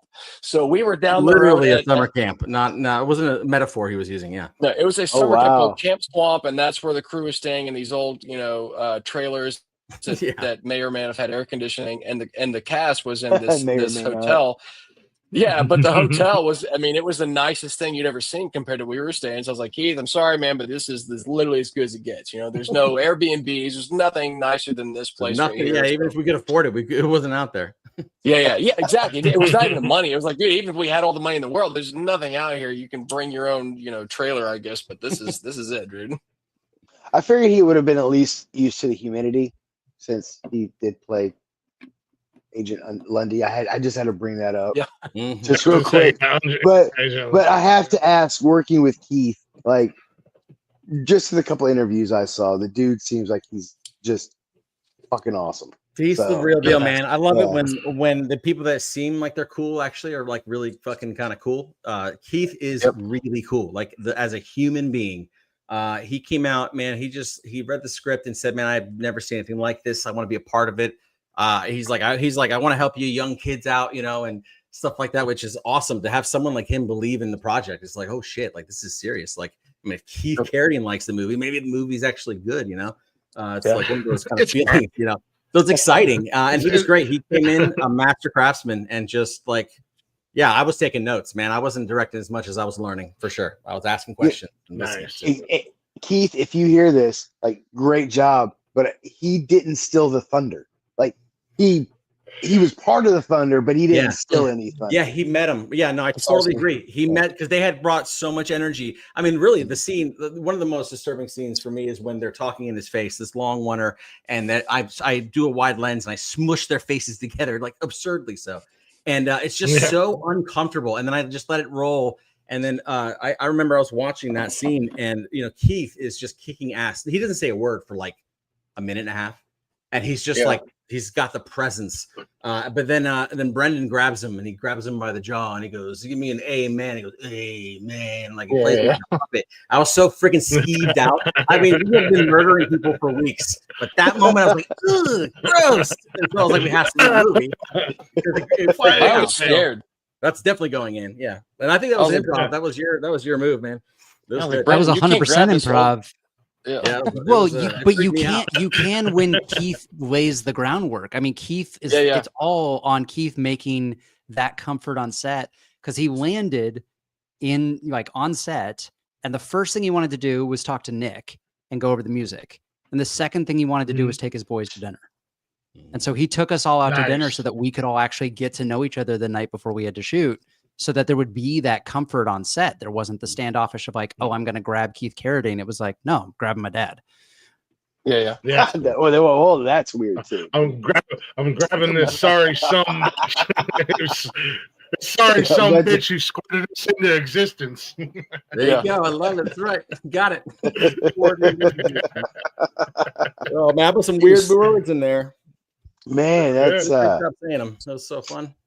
Yeah, something like that showing up, though, definitely, you know, you want to say something like, oh, he snapped everyone into attention, but they were already there. I mean, he really he showed up, and as much as I want to say like, oh, and then we just got on our A game, we really didn't do much different. We were there. We were so dialed in by that point to what we were doing, and we were so it was just a friendly environment around that. I think he just picked up on that immediately and just met the energy. He didn't take it up. He didn't take it down. He met us right where we were and delivered and saw how good Brendon, Niken, and Jordan were. And you know, he even told me, he's like, man, you don't know what you're getting into, but I saw that first monologue where I'm just sitting there between these guys, and I'm like, crap, I gotta bring my A game to these guys. But luckily, Keith, I mean, he knew his lines inside and out. He knew the song. I mean, he showed up. He was only there for a couple of days, but he was completely prepared. He was the last person we cast. It was the last minute trying to cast like the right person. And so,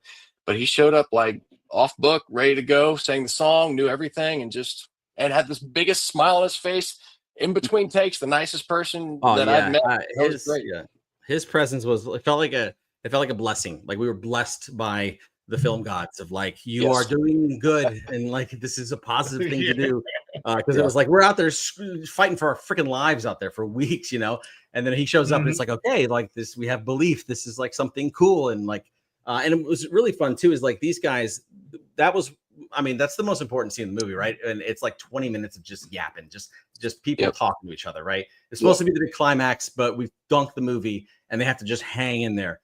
And they like the brothers came in, but they were hot. They were built in, they were designed out. And then Keith shows up, and just to watch those two collide and then just get to capture it on camera was an absolute freaking blast, because it was just, they're printing magic. You're just watching it.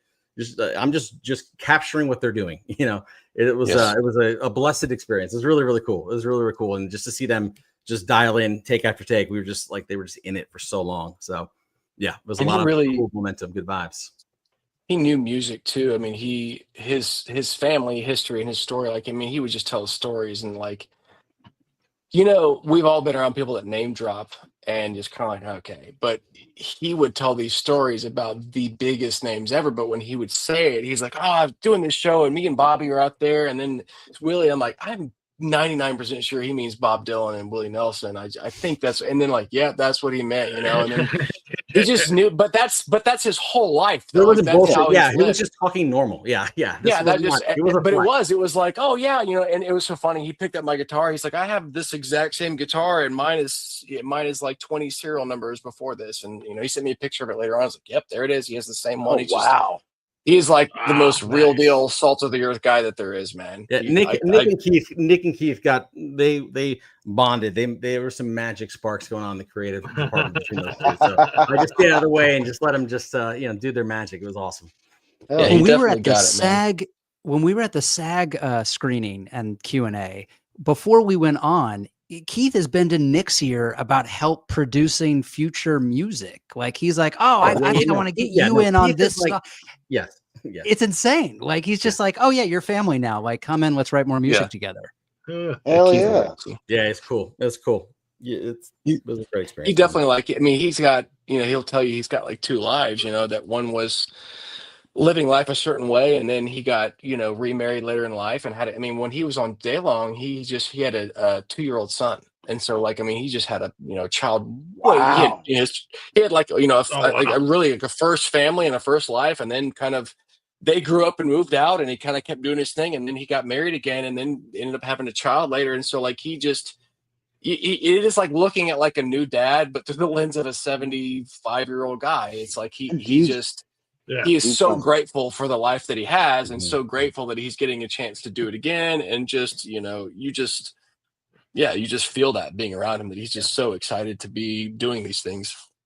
Yeah, and he hauled his ass 2 hours from the airport and flew out to the middle of nowhere. I mean, he put in the effort. It was not an easy shoot. He went all the way out there, so it was. Especially just for essentially just a few minutes in a movie. Yeah. It wasn't it wasn't this big thing. Yeah, it was awesome, but it was all that mattered for us, for sure. We knew if we don't have the ending, we don't have the movie. We didn't land it, the movie was over. No matter how good it was, if we couldn't get that emotional hit, it was donezo. So I was. It's the Orson Welles, right? You just talk about him for the whole first 2 acts, and then he shows up at the end. Right. Yeah. Yep. Well, and that was the cool thing about it, was watching the movie, and it was like building up, like they're gonna get their hands on him eventually. Mm-hmm. Yeah. And the suspense builds, because you're like, what does he look like?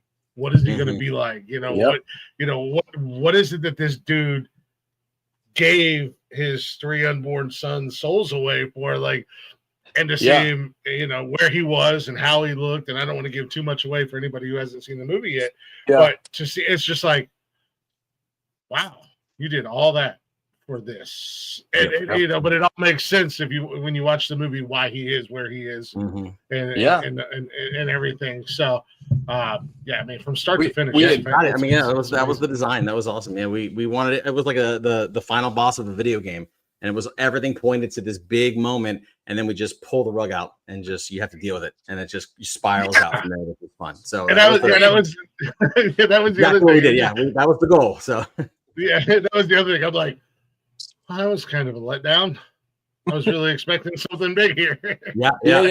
But it's like devolving, and it goes off tracks, and it just keeps getting more unhinged. Yeah, completely off the rails. But then you bring it back around with that final scene and whatnot, and it's like, ooh, cliffhanger. Yeah, it's fun. Yeah, it definitely it gets heavy. It gets heavy there for a while, and it was a very intentional risk to go, okay, we don't have, and it wasn't like I would, the cop out is like, oh, we didn't have money to do big fight scene. It really wasn't that. We could have figured that out. It was like, we want to find a way to I wrote a song that actually didn't make it in the film called Trustworthy Man. And it was this idea that you can trust the devil because he will always lie to you, and he will always have the worst interest at heart. I'm gonna do everything I can to make this miserable for you, and so because of that, you can actually trust me because I'm gonna do something bad. And so that was this idea that we had, that when he goes to sell his soul and all this stuff, it's like everything he got was, what does he say? Everyone thinks I pull one over on the devil's like, but I didn't get anything except I asked him. He's just like, oh, okay, you want to sing the blues? Mm-hmm. Okay, cool, I can help you with that. Here's the worst life imaginable. Enjoy. Is that song out and recorded or anywhere, or is it still on? Ooh, yeah, no, that was on my hard drive somewhere. That's a fan right there, boy. He said, "Hey, I want to hear that." Like, yeah, that was on my hard drive somewhere. I forgot about that. Give it to me, man. Yeah, I want to get to lay Nick it down, Nick. and yeah, let's make it happen. I want to hear it. I want to get to you, Nick. Obviously, you're a music guy, and the Bright Brothers and everything like that. What do you got going on music wise? Where can people find you outside of the movie? Because obviously the movie has all your music in it. But where can people, what are you doing on the music side of things outside of the movie? I mean, honestly, Brandon and I, our company Whitestone, like I put music out every once in a while. They're usually like grumpy protest songs, but like all the Brothers Bright stuff really just ended up being, we just wanted to put music in film, like kind of like the Sherman Brothers from the Disney days. Like there was just this songwriting troupe that was part of the thing, and so that's kind of how we always were. And we needed a name for it, so the Brothers Bright was just something we had to call ourselves we wanted to have a consistency so that every time you put out a film, it just wasn't. We wanted to like, oh, Brendon is a guest of this thing, and the next one we do, whoever's in that one, they'll be a guest of this family that's going to keep this, these songwriting troops going on. So the Brothers Bright is that's pretty much what that is. And anything with my name on it is either going to be, some kind of film score that I've done, or it's going to be, like I said, I'll put out, a protest song or something like that every once in a while, just to keep the old act sharp and, write my wife a song or something like that. That's more of that side. But right now, like I said, we're doing that. I'm working on the next film. So I've been writing love songs. It's very, very, very, hard right turn from the stories from the songs of Daylong for sure. But it's fun. I love that though, man. I love jumping from thing to thing to thing. It keeps it fun. If I had to do the same thing over and over and over, I'd probably get pretty bored, but I like the challenge of having to do, let's write a love song now. Can you make like something happier? So it's fun. Yeah. No, I dig that. I dig that. Well, all right. Well, then all the more reason to do we're not going to say a sequel. We're going to say a Daylong Brothers franchise. Yeah, man. I mean, I got origin stories. We got sequels for sure. Yeah. Can we get? Can each brother get an origin story? I would like 2 or 3. Ish. Sorry, Ish is my favorite. I'm not. I will be biased here. Ish is my favorite. That's my guy. Can we get like 3 or 4 Ish movies?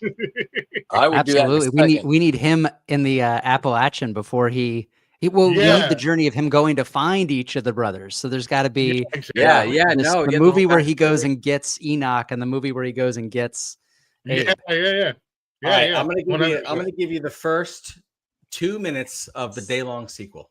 All right. Yes. I'm gonna pitch it right here. Okay. It's definitely not gonna be this, but this is what I have in my head. Right. Okay. So you open up. It's a dark and rainy night, and you are in Bonaventure Cemetery in Savannah, one of the oldest cemeteries in the world. I know the cemetery well. Here comes Grace, boom, right through the gates, right, driving through, right, and then you realize you go into the car, and it's actually Enoch driving without Ish, without anybody. None of his brothers are there. And he's driving. He looks like he's on a mission. He pulls over in front of this big mausoleum, and he pulls out a pickaxe, and he pulls out a bag, and he's talking to someone. And he's yapping away, and then he reaches into his bag and he pulls out Frankie's skull, which has a bullet hole right in the center, and he talks to it, and she talks back to him as a ghost. And so he's being haunted by Frankie, and then we realize he is at the Daylong mausoleum where his great grandfather was for whatever thing, and then cut to opening credits. So that's all I have. That's my pitch. I like it. I like it. Frankie ghost would be awesome. Some switching things up. Yeah. Yeah, you got to bring Frankie back somehow. She was good. Absolutely. She's too good not to bring back. Too good. Well, that's what I even talked to Randy about this. Her sister is an incredible actress. Obviously, we all know her sister, but I was like, man, that's a perfect example. Is there a Daylong sister? We can get her sister in there to be part of. Oh yeah, we're gonna say there could be a Daylong sister for sure. Yeah. Well, I don't know who her sister is. I don't know. Margaret Qualley. From, let's see, she was in Once Upon a Time in Hollywood. She's blowing up. She's enormous. Yeah. She's in the Substance. The big film Substance. Yeah, she was nominated for an Oscar this year for the Substance show. Yeah. She's done. Okay. She's just doing a couple little things. Yeah. I am little things. I am not caught up. I am not caught up with her. So I will. Oh shit! That's her sister, Pussycat from Once Upon a Time. Yes. Oh no way! Hell yeah, that's awesome. Yeah. Sorry, I love that. I love that movie. Quentin Tarantino. Yeah, that's great. I Yeah. love Quentin. Yeah. I rip him off. And they're like, they're best friends. She just got. I think they're both just now getting married, but they were roommates. I think she read her audition. So when you see Rainey's audition, I was like, I recognize this voice, but it's just her sister reading audition. They're like big fans of each other, so they have they're awesome. They're like so close. Yeah, they're amazing. But yeah, but I did ask Rainey. I forgot what she said. I'm like, hey, can she sing? She was like, I think so. So who knows? She can dance. I know that. That was her thing. Maybe she can do dance. Yeah. Even Rainey's been in a lot of other good things.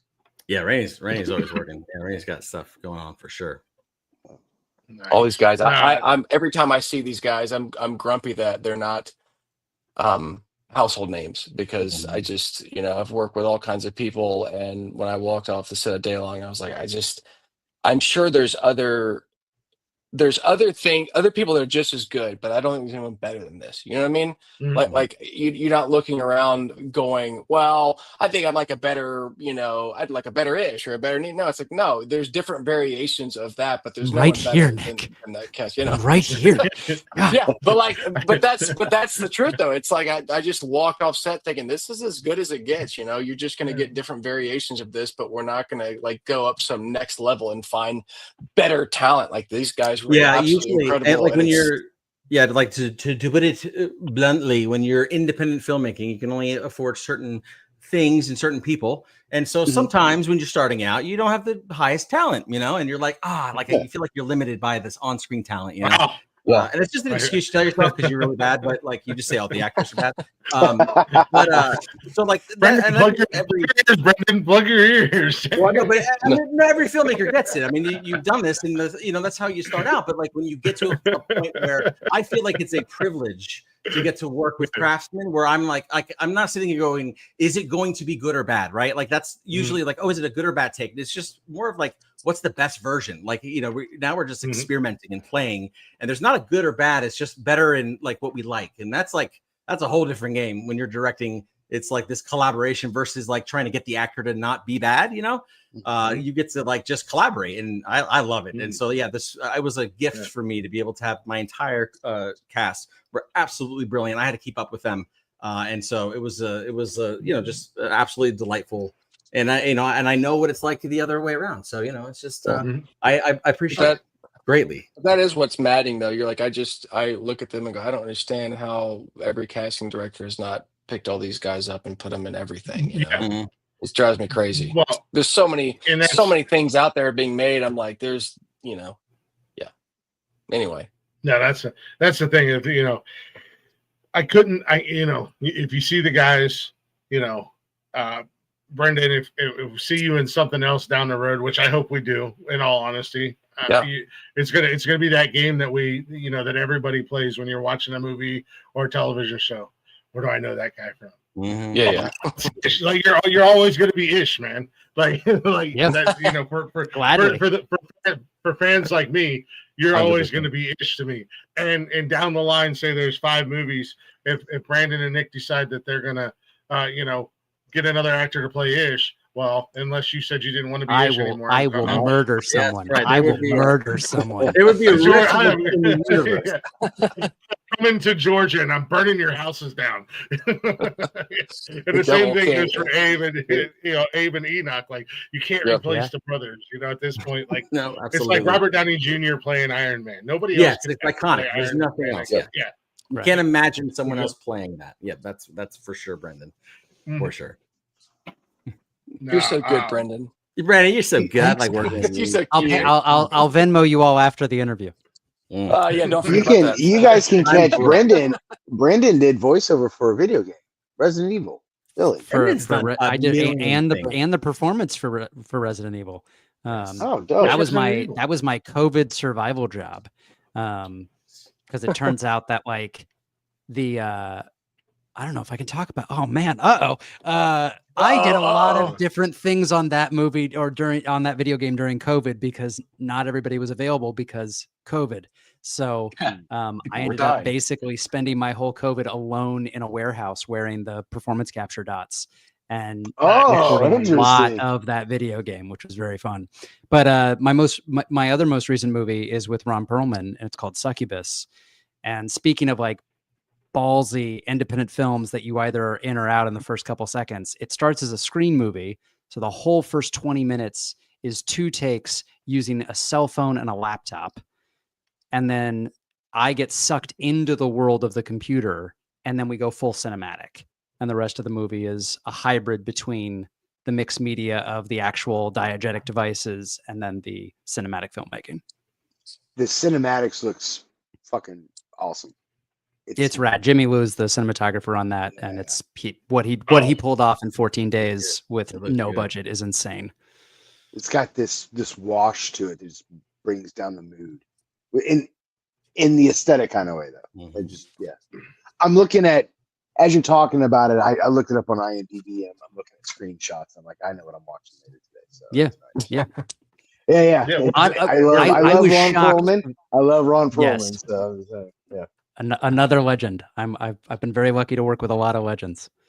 Do you guys know about the Punisher short movie he was in? The which one? The it's called Laundry Day. You guys remember Thomas Jane playing the Punisher? Mm-hmm. Yes. Yeah. There's a short film on YouTube called Laundry Day. I think it came out like 2013. He reprises the Punisher role. It's not called Punisher. It doesn't. At the end, it ties in the Punisher, but that's what he's playing. Gotcha. Ron Perlman's in it. It's like a 10-minute short film. Ron Perlman's in it, so it's dope. I've never met Ron, but we did a short with Doug Jones years ago, who plays what's his name in Abe the Hellboy. Ape Sapien in the Hellboy film. So it's Ron Perlman's, it's Hellboy's partner, and he would tell us stories about Ron, but Doug is the literal sweetest person on the planet. But I feel like we have this weird Hellboy connection now with Brendon in our stable too. We're 1 degree away from Hellboy. Yeah, absolutely. 6 degrees of Brendon. Guys think you can get Ron Perlman to play the devil? Just, we could. Yeah, that's a great idea. You want me to text him? I'll text him right now. Let's do it. Let's go. Yeah, I was friggin'. Brandon's like, oh, you just I could do it. He's like, I'm in. I think if we made I'll write the script tomorrow. Yeah. I think if there was a series, you would have a different actor play the devil in each episode. Hell yeah. Yeah, you totally would, do like a shape-shifting thing, and you just get a different A-lister each time. Yeah. And then we'll do it and I'll take credit for it. So that'd be great. Yeah. But yeah, everyone needs to check out music. Yeah, everyone the music for the showdown and see the Daylong brothers face to face with the devil. Oh man, that would be great. Yeah, we talked about like a series, how to do that. Like, do you do a song every episode, or like how does that work? Yeah, we've had all those discussions for sure. But I think everyone out there needs to do everything they can to check out, Brendan Bradley, Nike Robinson, Jordan Bolden, Randy Qualley, Mark Ashworth. Clarence is a friend of ours, just one of those beautiful people on the face of the earth. He's unbelievable. He's the guy that plays Clarence. He's just an unbelievable human being and just such a great actor and improviser, and he's like just a killer dude, man. He's so fun. I just want to take a minute to shout out Clarence, because not the biggest role in the movie, but he was a big deal in the movie, and it's just such a fun like you wanted the son of a bitch to get what he deserved. But also at the same time, when he first come up and when you guys first introduced him, and it was just like, I hate this guy already. Yeah. I like him at the same time. Yeah.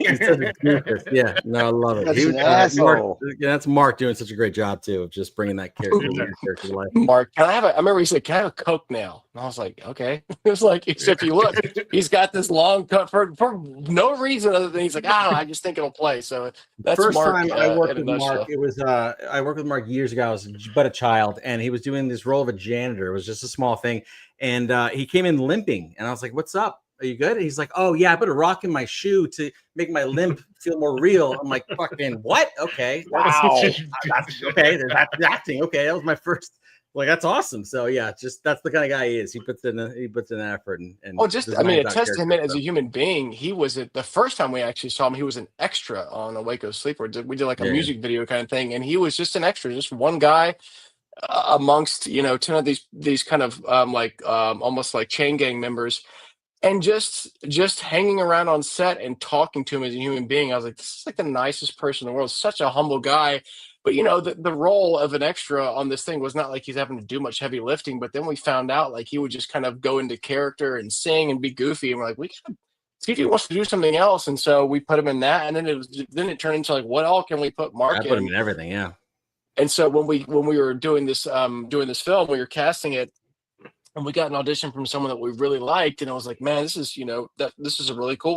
We were gonna probably offer him the role, and then our casting director Erica said, hey, we've got one more group of auditions to come in for Clarence, and Mark was in there. And Mark was a friend of ours who knew. We did a table read like for friends and family, and Mark came and read that part of Ish. Actually, he was just because he's a friend of ours. And so I'm like, all right, we already had a Clarence that we like, but let's see what he does as Clarence. And like Brad and I called each other and we were like, that son of a bitch won. Like he won the part. And I never met him. He won the part. But the fact that it was Mark was like, yes, we got Mark in the movie. It's like this fit, he did the work. It was such a great joy. But yeah, there was 0% we had cast him because he was our buddy. Like I would. Yep. But we were like, we were committed to like, listen, we got it. It's just like by merit. And yeah, Nick and I was like, holy shit, he whooped everyone's ass. Like, okay, Mark. He did it. Yeah, he did it. Yeah, it was awesome. So yeah, good on Mark, man. He's such a great guy. Y'all need to talk to him one day. He's so funny. He's a hilarious. Get him on your show. Yap at him. He would love to do it. He's like, I'm sitting here looking at his things. I just was about to say he's been a ton. Oh yeah, go to IMDb and pack a lunch. Yeah, that's what I'm doing right now. Legit. Yeah, he's legit. Yeah. I would say anybody you guys want to send our way, Blaze and I have talked about it. I know I do the music show, but we're not going to turn down any opportunities, whether it's on my show or Blaze's Nonsense and Chill. Blaze, we're like, hey, whatever opportunities come our way, feel free to send anybody our way and we'll make it work, whether it's on here or it's on Blaze's show. And I love that because, Marcus Clarence, he didn't absolutely steal the scene, but he made the scene so much better, just because he's a little over the top, just a little extra, and it was just perfect. And that scene towards the end, I'm like, I didn't hate the guy until then. And now when I see him watch the movie again and he's first introduced, I'm like, you sorry son of a bitch.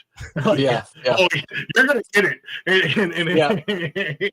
He shows up unassuming to kind of like trick. He's definitely a bit of a red herring. He tricks the audience, but then when you finally meet him and you realize like, anyone that's working for the devil is not to be trusted. This is not going to be your guy. So when he gets in his comfortable skin and gets to be his kind of like, that kind of character, man, I had such a fun time watching him, Yeah, and to go back, like you guys said, even the opening scene, the actors you had in there, from the drunk guys to the waitress. Adam Boyer and Kate Kovach, absolutely. Adam Boyer, Kate Kovach, yeah. We worked with them for a bajillion years. They're the ones I put them in anything I can fit them in for sure. I love them. Yeah. Yep. Shout out to Kate. She did follow us on the Instagram page, so shout out to her. But yeah, like even those even those small roles, I mean, they fit. They were perfect in that scene. Whatever scenes they were in, it was perfect. So I mean, you guys did a fantastic job with casting. Blaze knows. I've been talking to Blaze for the last couple of weeks. I've been so excited for this. I've been nervous. I'm like, I don't want to completely fangirl out, like. Oh no way, man! Listen, we're gonna hang up, and I'm gonna go back to being unemployed and no one giving a shit. So it's great. I'm soaking it in. I appreciate it. It's very much. So thank you. Yeah, we did.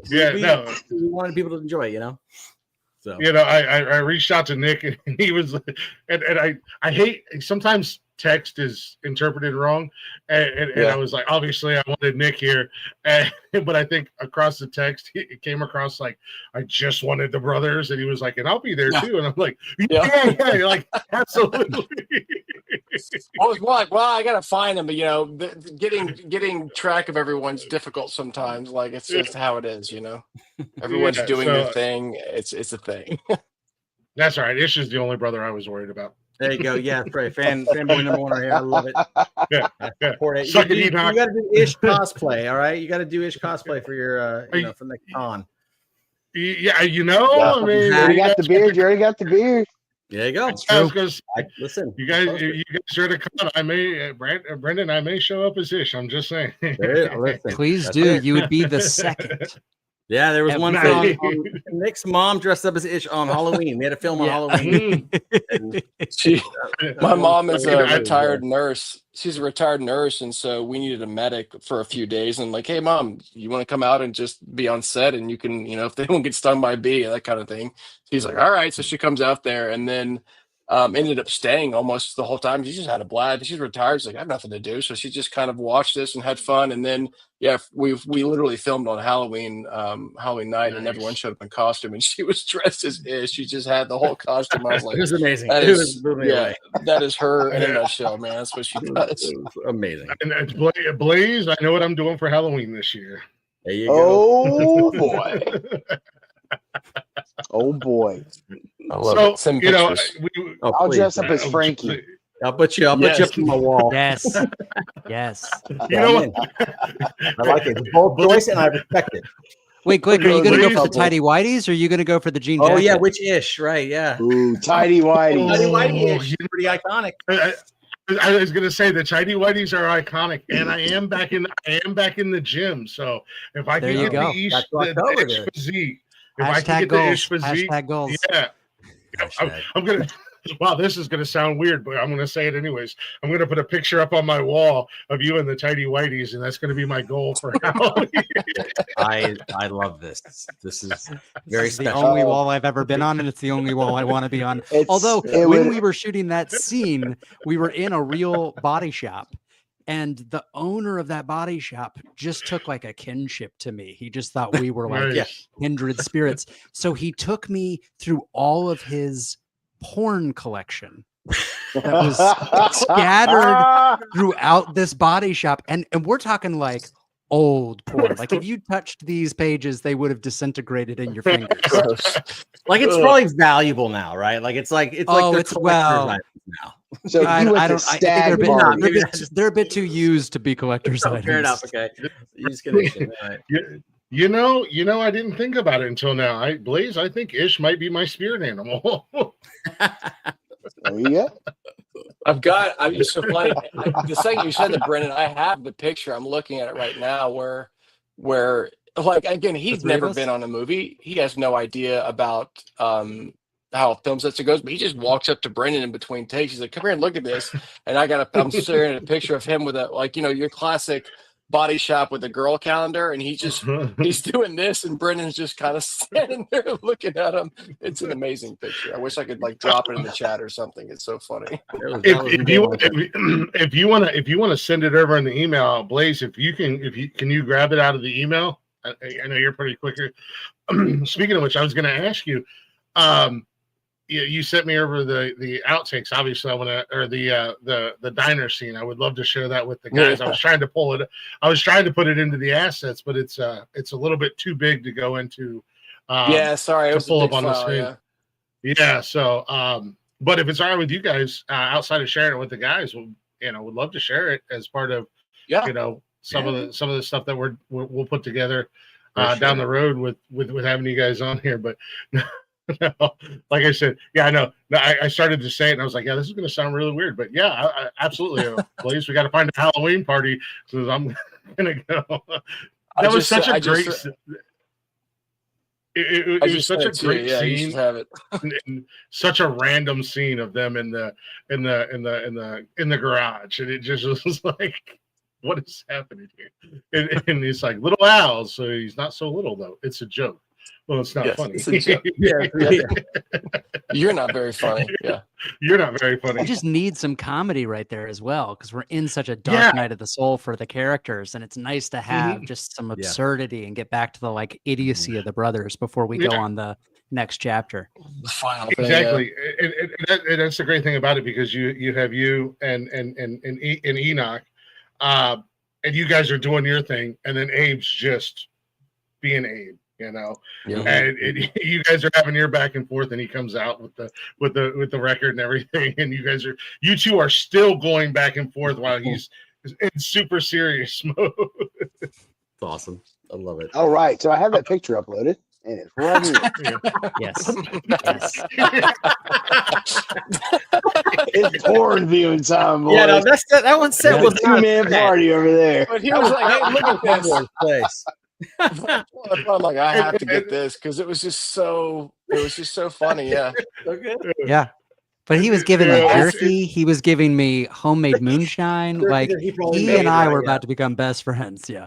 Yeah. Well, look, you can see Nike in the back there, just looking at his phone. He wasn't privy to the calendar. This is the good old boy that owned all the buses, all that bus area that we filmed at. That's his garage. So it was a huge. It was a huge. I feel like the conversation went a little like, "Hey, boy, come here. Let me show you something over here. Come on. Hey, you ever seen some of these? It just was so funny. Even now, it's like I was watching it happen. I'm like, what is he doing? And he's just showing him a girly a pinup calendar. Okay. Yeah. We gotta. Hey, you're done. We gotta get back to set. And that's what Daylong Country is like. Yeah, it really is. And I know you guys said, yep. And I know with indie filmmaking, you just never know what the arrangement is. So I'm also just like, look, this is his guy. This is this guy's shop. I don't want to get us kicked out of this location. 100%. We were like, please, you have to like make him happy because he can kick us off at any moment. 100%. He took one for the team. Yeah, for sure. Yeah. I love that. Hey boy, you ever seen Miss July 1945? Come here, let me show you something real quick. Some big jerky here. I made it myself. I also have a whole slew of pictures of Brendon in his tidy whities, but those are I've promised him they will never see the light of day. But I was on set taking pictures. Pay something for OnlyFans or something. Yeah, that's Brendon can send them to you if he wants. There's a royalty that goes with those. But yeah, I don't know. How would Ish's OnlyFans go? Is that my Oh, nice. Is that my side hustle? I'll never tell him, Nick. I'll never tell him if you accidentally send me 4 or 5 of them. I need them for inspiration for Halloween. I got forth. I sent you one, didn't I? When we were doing the promotion, I was again, when the distributor was asking us for like, hey, do you have any like fun behind the scenes stuff? I was like, I have a lot of stuff. I don't know how much that you can use. It's very inappropriate, but I was like, I know I've got these somewhere, and I think I sent you one. I'm like, here it is. I haven't showed anybody, but here it is. Because it's like, I think I was just used to taking pictures because that's what you do. Like, when you're a producer on set, if everything's going smoothly, the producer doesn't have a lot to do. You're like, well, the plan that we executed is happening, so I'm just watching it. So I would take pictures. You didn't have a lot to do. You edited an entire soundtrack. I know. That day I was taking pictures. Yeah, no, he had multiple roles. But I took a picture of when I took that picture of Brendon, you can see his face like, and I was like, oh, my bad. Well, yeah, I won't show any blood. just blur his face out. He's half Asian at the same time. He's like, do I need to go murder you now? I was like, no. Like I said, Nick, he'll never know. That's right. I'm just gonna make it as my avatar or my profile pic, Brendon. Like on Instagram, I'm just gonna put your whitey tidies, or just crop out the whitey tidies. No one will know who it is. Just a pair of underwear. You don't know whose bulgy it is. And if you complain, like that was me, I did it later. You don't know whose this is.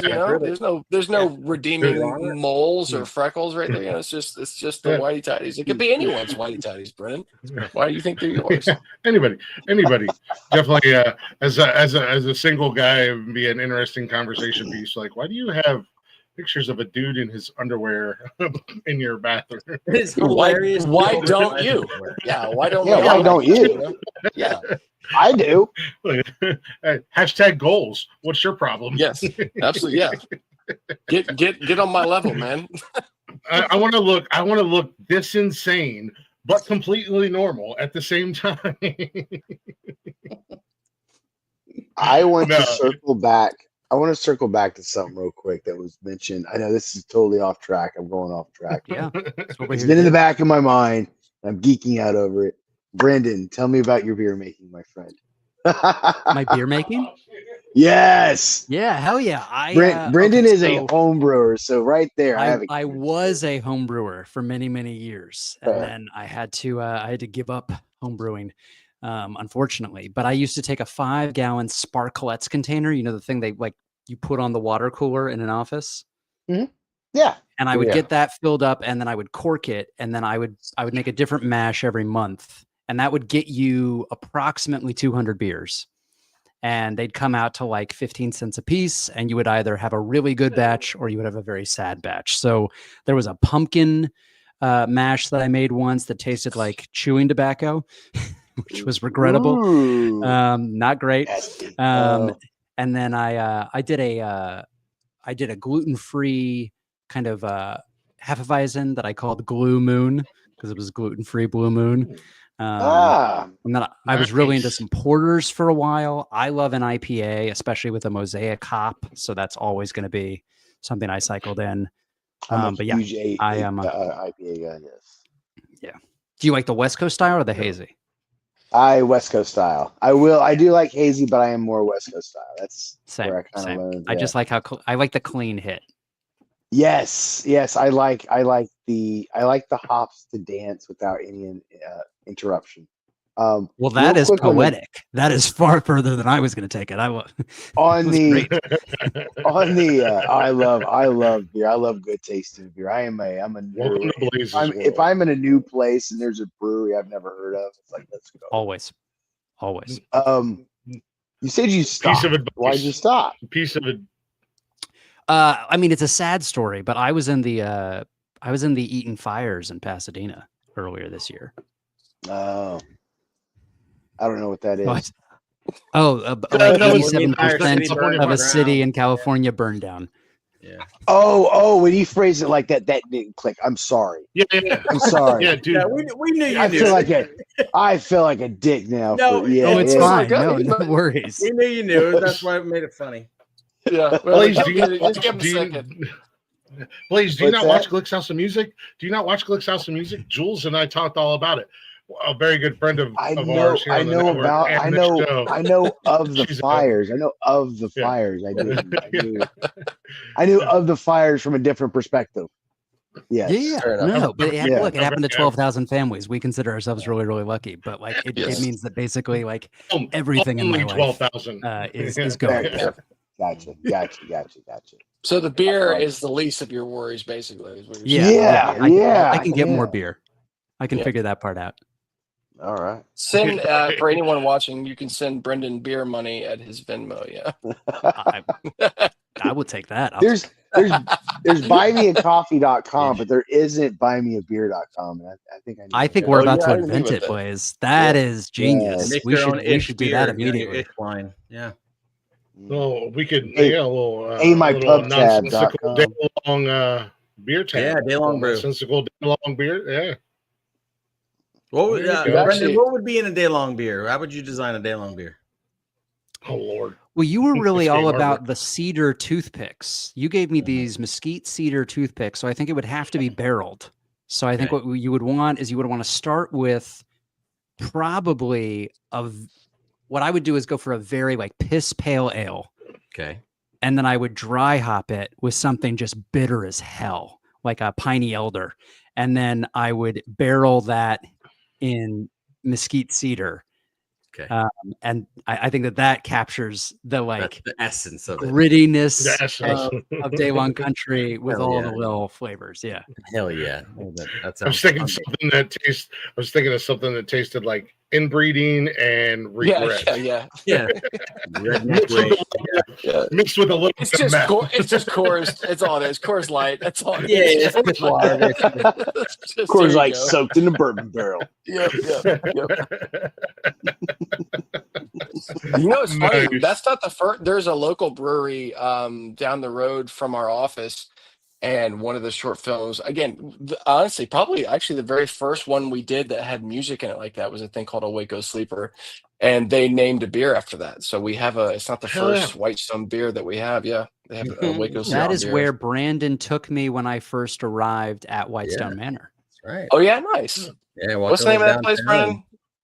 Was that Boulder Creek? No, the name of the brewery down the street. That's right, Wild Haven. No, Wild that's Haven, the beer. that's no. Anyway, it doesn't matter. Mike, I was going to give a shout out, but I don't remember. Sorry, Mike. Word to the wise: don't take Blaze to any local breweries if he comes to visit. Okay. Oh, that was that one time. That was only a dank house. You should have seen the one I went to at Dave Grohl's Alley this past week. That was my best behavior. That was one time.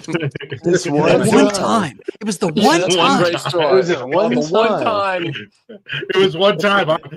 I felt like I was in a scene of the movie. I'm sitting in the car waiting for Blaze to buy beer, and he comes out, motherfucking everybody, and guys are coming out behind him. He's jumping in the car, and I'm peeling. There was no physical altercations. There was no physical altercations. I love stories. Somebody was rude. Somebody was rude. I let him know, and nobody liked me after I let that person know. So that's basically what happened. It happens. But it happens. It happens. But I do want to ask you guys. I don't know what your guys' schedules are like or anything like that, but I do want to ask you guys because I know we were talking backstage behind the scenes, and this is something that we do here on the Nonsensical Network. We like to pull the curtains back from time to time, and I always give all my guests, like this is 18 and up, drink if you drink, curse if you drink, and Brendon was like, "Oh, we're getting canceled tonight, motherfuckers." But I would like to ask you guys, if you some stories from behind the scenes, because I'm sure there were shenanigans aplenty with you guys and whatnot. Is there anything you guys want to share? Some of the, obviously nothing that I don't know what the statute of limitation is. It was pretty lawsuit free. Luckily, kind of got through that. I'm trying to think. What do you got, Brendon? I mean, I would just say that I think that what was great was it was all through the context of everybody just trying to make the best movie. So there were plenty of chaotic moments, but ultimately I think it was all because everyone just loved this little movie so much, and everyone was so nervous that they were going to be the ones that screwed it up. And for me, that was day one, first shot up. I'm supposed to drive Grace down this. It's when we come to that crossroads, that first shot of coming down in the car and skeeting out at the crossroads. And I've got Nikan and Jordan in the car with me. We've just met. This is our first shot up, and we're coming down that hill, and the car dies. And I have no knowledge of whether or not I'm going to be able to actually stop this vehicle, let alone start it again.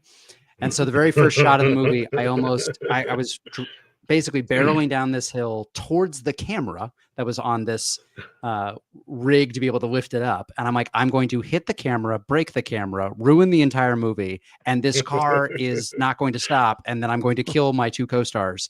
And that's going to be it. That's going to be the whole thing that we have driven towards at this moment. And what was great was I was able to pull the parking brake and get us parked. And then the stunt driver comes over and starts giving me notes on how he wants to fishtail the car. And he's like, "Oh, so on the next one, and I was like, "Hey man, the car doesn't work. There's no next one. There's no decision making here. This wasn't a choice. Like this car doesn't work." And then, Brent, our stunt coordinator, Brent Bernard, he put the label on the brakes that said like emotional support pedal because it was like it's never actually going to do anything. Brent fought that car. I mean, and, it's funny too.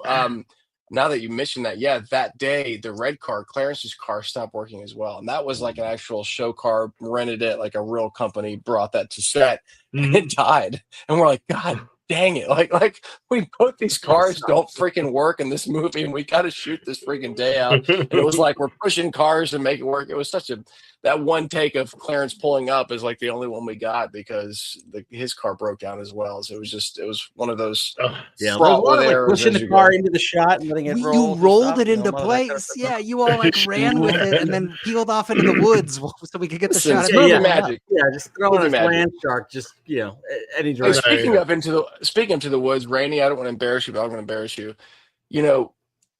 You have this beautiful starlet from Los Angeles, and you don't know what you're getting into. And she's coming from a bit of a famous family, so it was like, be on your best behavior because she seemed like someone we should behave around, basically.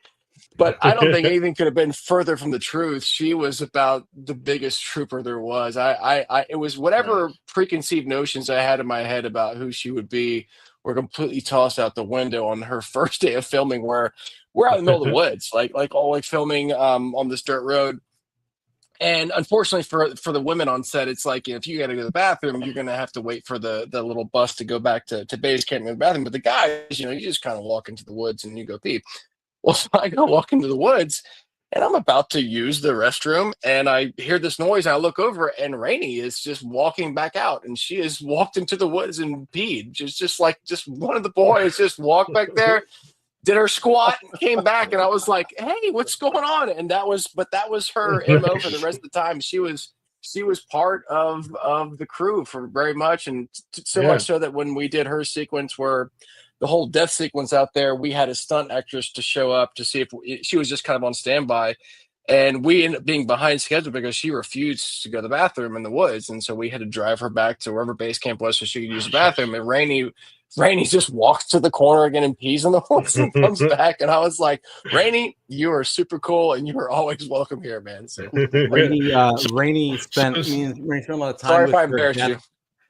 We wanted to I knew Rainey and I were going to get along when I was like, hey, listen, when we shoot you, I want you to fall weird. Like, I want you to like look at a real dead body. And she's like, do you have something in mind? I'm like, yes, I have. So I had like this classic Vietnam guy gets executed in the streets, but his like body moves all gross. Right. And I'm like, that's what I want. Like, we should capture this because it's very unnatural. She's like, oh, I'm so into this. And she goes and she's practicing her death fall in her, in her hotel. Yeah. She worked so hard on it, and it's so good. If you watch it, it's so creepy the way she kind of like falls and like her body just slumps back into this unnatural position. It was awesome. I loved it. But it was a lot of work on her part to design that death fall, and it was exactly what we were going for, which is awesome. I knew Rainey was my type, but she was like, "Yeah, we got this. I'll watch the murder video. I'll study it, and we'll do it on set." I'll watch the murder video. We get along. Yeah.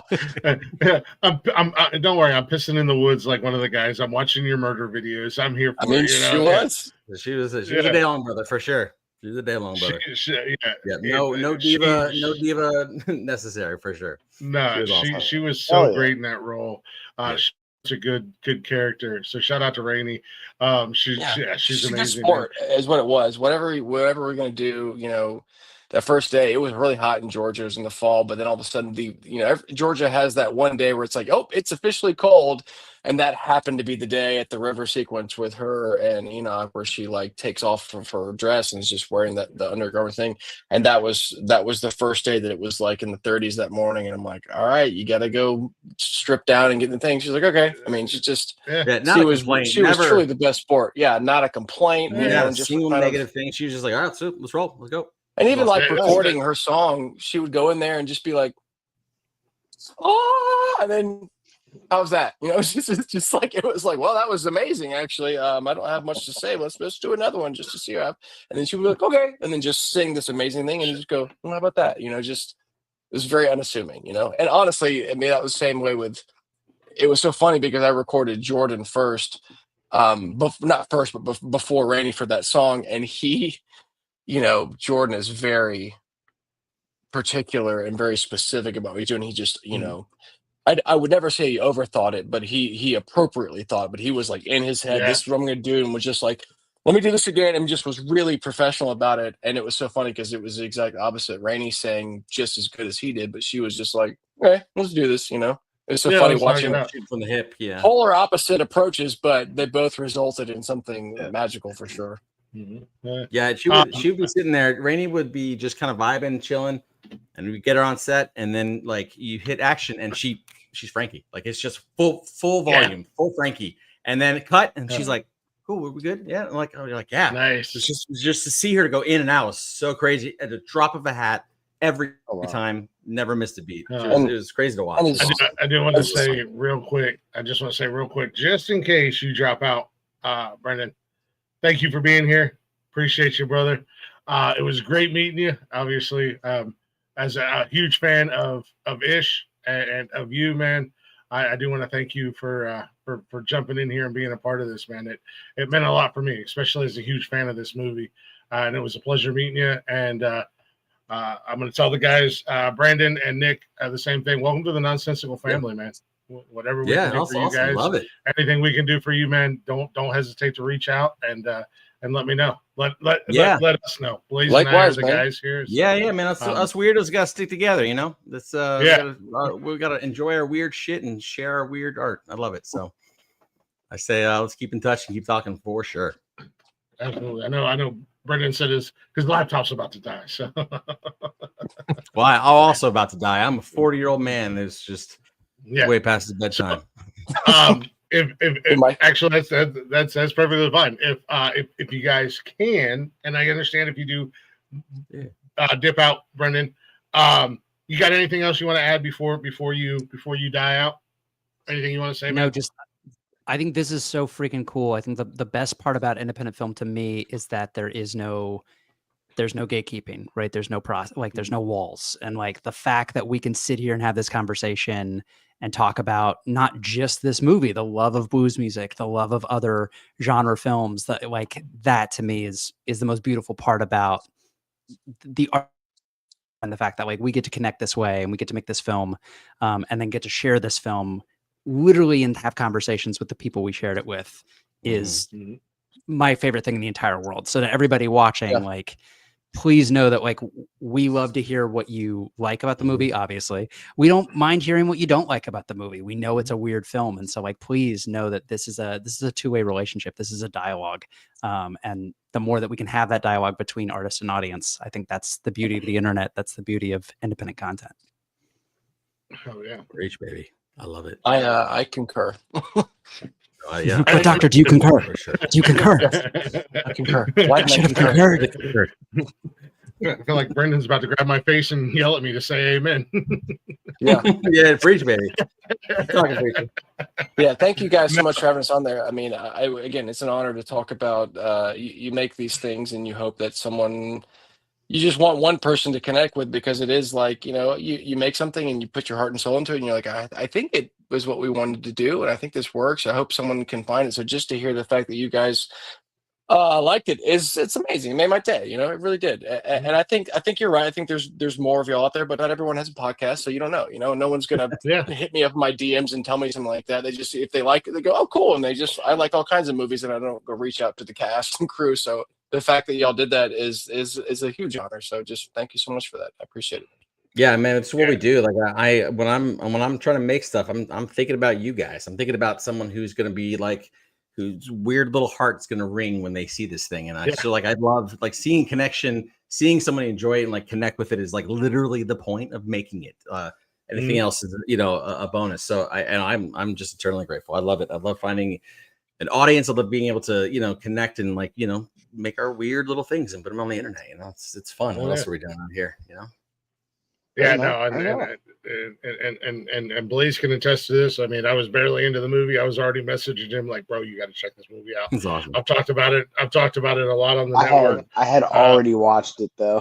Yeah, Blaze and I have similar tastes. That's not the first time that's happened. That's awesome. That's awesome, though, man. That's super cool. That's cool. Yeah, I mean, we don't know what's going on out there in the world. So one night we were talking, and both of us were watching the same television, the same show at the same time, and we just started watching it. And he's like, "Hey, I'm watching this new show," and started talking about it. I said, "Bro, I'm watching it too." I was 2 minutes behind him, so it was like, so it's amazing. But no, we've shared it out. We've talked about it, and to have you guys here, like I said, there was just something I wasn't even done watching it. I was like, something compelled me. I was like, I gotta get in touch with somebody who has something to do with this movie one way or another, because awesome. I gotta talk to you guys. Love it. But awesome. Well, I'm glad it worked out, man. Again, thank you so much for having us on. I'm truly glad it worked out, man. Yeah, it's awesome. For sure. Yeah, we'll do anything you guys want. We'll stay connected for sure. I love it. Yeah, absolutely. You guys, anything you need from us, feel free to reach out. If you want to come back on, we got the music show. Nick, if you doing anything music-wise, soundtrack-wise, composing-wise, absolutely. Cool. Blaze does Nonsense and Chill. He does the movie show, Yes, obviously. I'm Brandon, Nick, and also Brendan. I'm going to start going through y'all's catalog. So if I reach out, I'm for sure. Yeah. I'm gonna push you guys for Jordan and Enoch's personal information, because I'm gonna start blowing them up. Yeah, no, for sure. Nike and Jordan, I'm gonna start pressuring them. Hey, I'm with you. They're much more reclusive. Yeah, they're a little off. Yeah, they're busy. They're more reclusive, and Rainey's more. She just had a baby, and I would love to sit down with baby. I would love to sit down with Rainey as well. She was so awesome. damn good in that movie. I mean, she kind of came in and stole the show, man. She was amazing. So. Yeah. She lit up the scenes for sure, and which we needed that. I mean, the brothers are such a huge force, so just to show up and like be antagonistic to that force, and then be able to like control the situation, she did phenomenal. Yeah, and she matched them. That energy that the brothers brought, and the total chaos and anarchy that they brought, she brought the same thing, all by herself. And yeah, she was amazing. So yeah, like I said, anything you guys need from us, future projects, definitely let it. I'm a fan. I'm a fan. I'm in for past projects, future projects. Very cool. I'm a fan, and I'm ready to see what you guys. I'm curious to hear the love songs, Nick. Because I just listened to them. They're good. I just listened to a couple of them today, dude. They're really good. It's good. Yeah, it's fun, man. You said that you were writing some love songs, and now I'm like, that's right, man. Yeah. But it's not any old love song, Yeah, it's it's got a Nick twist to it. Yep, that's right. It's in that weird world thing, but I feel good about him today. Ask me tomorrow, probably not, but that's right now. It's in a good place. Yeah, I feel you, man. Yeah, no. As a music guy, like I said, obviously it was the movie, but the music was that extra oomph on the movie, and I was like, yeah, for sure. This is awesome. That's awesome, man. Thank you so much. Obviously, I know we were lost in translation. And I was like, wow, I'm an asshole. And now the guy who did the music, the guy who did all the music is like, why does this dirtbag with a music podcast want to hang out with the actors? No, I don't. Are you kidding me? I know. What's cool about them all? Yeah, I mean, you're gonna make a movie. Even if you had the great John Williams composing, they'd still put whoever was the teeny bopper actress on the Late Show. So I get it. But hey, man, at the end of the day, the music is sometimes what makes the movie. I agree. I mean, John Carpenter, Wes Craven. I mean, as much as we love horror movies, without those scores, absolutely, would those movies be the same? No way. Yeah, I don't think you get Star Wars without John Williams for sure. That's it. Like that. You don't. I don't. I played my kids Halloween. It was this year, last year. They're all off to watch it, and yeah, I mean, you get to rewatch it again with kids for the first time, and just that soundtrack was so good. Or my one of my favorite scores of all time, if not my favorite, happens to be another horror film, but Psycho. I just think that score, that Bernard Herrmann film, is just that score is an absolute masterpiece. It's one of my favorite things ever. And I mean, even the great Hitchcock had a hard time. When someone's just in a car on the steering wheel, there's not a lot to see. But when you have it's just like, God, why am I so stressed out right now? That's because I just talked about that with a former guest with a guest a couple weeks ago, Alfred Hitchcock. That the music. I mean, the music made those movies. You take that, like you just said, you take that music out. You just have some dumbass driving a car down the road. You know, like what's scary about this? You know? Janet Leigh's awesome, but yeah, you can't sustain that for as long as he shot it. You have to have that score just relentlessly just driving that point home that she is not what you think she is, and this film is not going where you think it's going to go. 100%. Again, gentlemen, you're welcome. I want to play one more song. Actually, we've been talking about it. We've talked about it a lot. The great legendary Keith Carradine, with his role. And Blaze helped me pick out. Shout out to Blaze, because I was torn. Tonight. I didn't know what music to pick because I love the entire soundtrack. So Blaze was helping me out, and he was like, "Dude, we got to end the song with Burden Lay Down." And I was like, "Yeah, it made sense." Yeah, you're not wrong. I mean. So I'm gonna play this song. You guys are welcome to hang out, and then we'll come back and close the show up. If you gotta leave, feel free to leave. No hard feelings. Like I said, welcome to the Nonsensical family. You guys are amazing. Thank you so much. Truly, for me as a fan, looking forward to hopefully more from the Daylong universe. I hope so, man. For sure. Yeah, we want to do it for sure. The DU, the Daylong universe. Looking forward to more. Looking forward to yeah. Looking forward to seeing what you guys do together. Thank you so much, man. Yeah, I do have to go around. I've got my 3 kids upstairs driving me crazy, but I'll stick around for the song. And like I said, it genuinely was an honor to be here, man. Thank you so much. Yeah. Both of you guys, Blaze, Glick, thank you guys. You guys are awesome. You guys are really, really cool for sure. You're the reason why we do it. So I really appreciate Blaze, it. You're muted, buddy. Absolutely. Blaze, you're muted. Blaze just talking and he's muted. Thank you as well. Thank you as well. Yes. It happens, man. Real quick. I'm sorry. Real quick before I play the music. Brandon, Nick, and if you guys want to shout out everybody else's, if you know it, where can everybody find you guys? Where can they find the movie? And where can they find your guys' other works? The movie right now is streaming. It's for sale on all the main distributors, Amazon, Apple, all this stuff, but it's streaming on Tubi, I know for sure, and even so YouTube. I don't know. It's all over the place right now, but I'm pretty sure you can go to the old browser and type it in and find it. And the soundtrack is on Spotify and Apple Music and all those services as well. I'm on Instagram at Nicholas Kirk. Our company's Whitestone MP.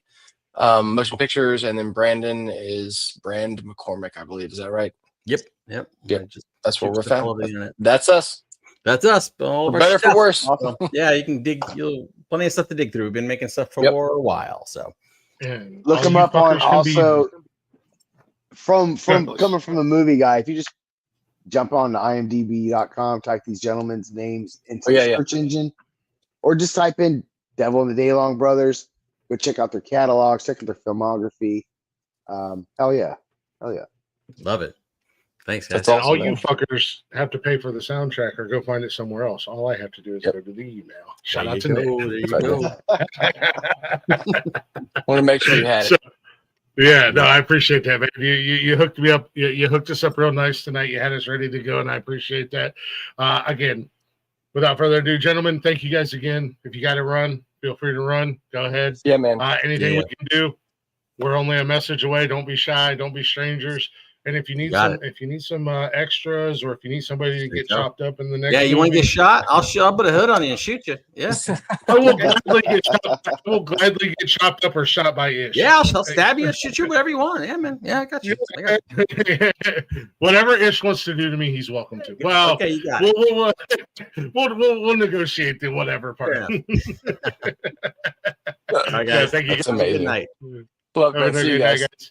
Here's David Carradine from the Devil and the Daylong Brothers. Keith Carradine. Keith Carradine. Keith. Sorry. Keith Carradine. Sorry. For those of you who watched Dexter, as Agent Lundy with Burden Lay Down.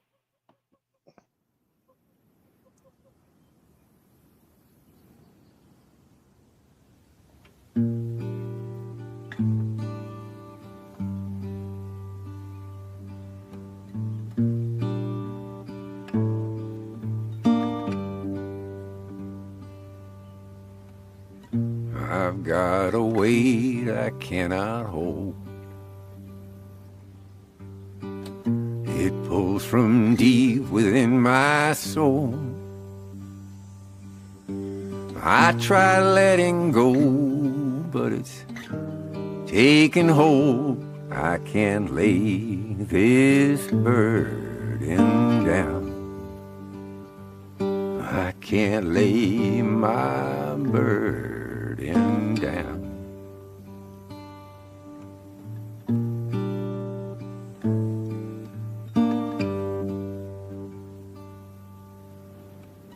There's pressure building in my bones. I fear they'll break before I'm old. Lord, I'm begging, please, you sent me to my knees. I can't lay this burden down. I can't lay my burden down.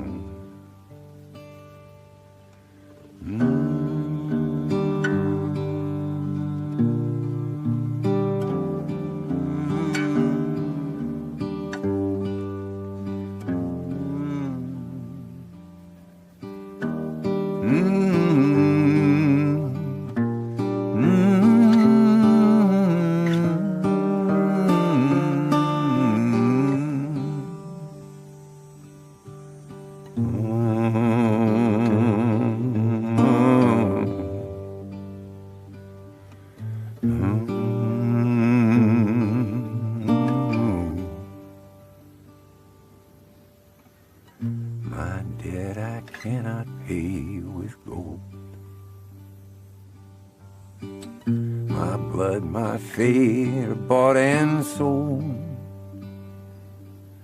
No matter what I try, I can't escape the fire. I can't lay this burden down. I can't lay my burden down.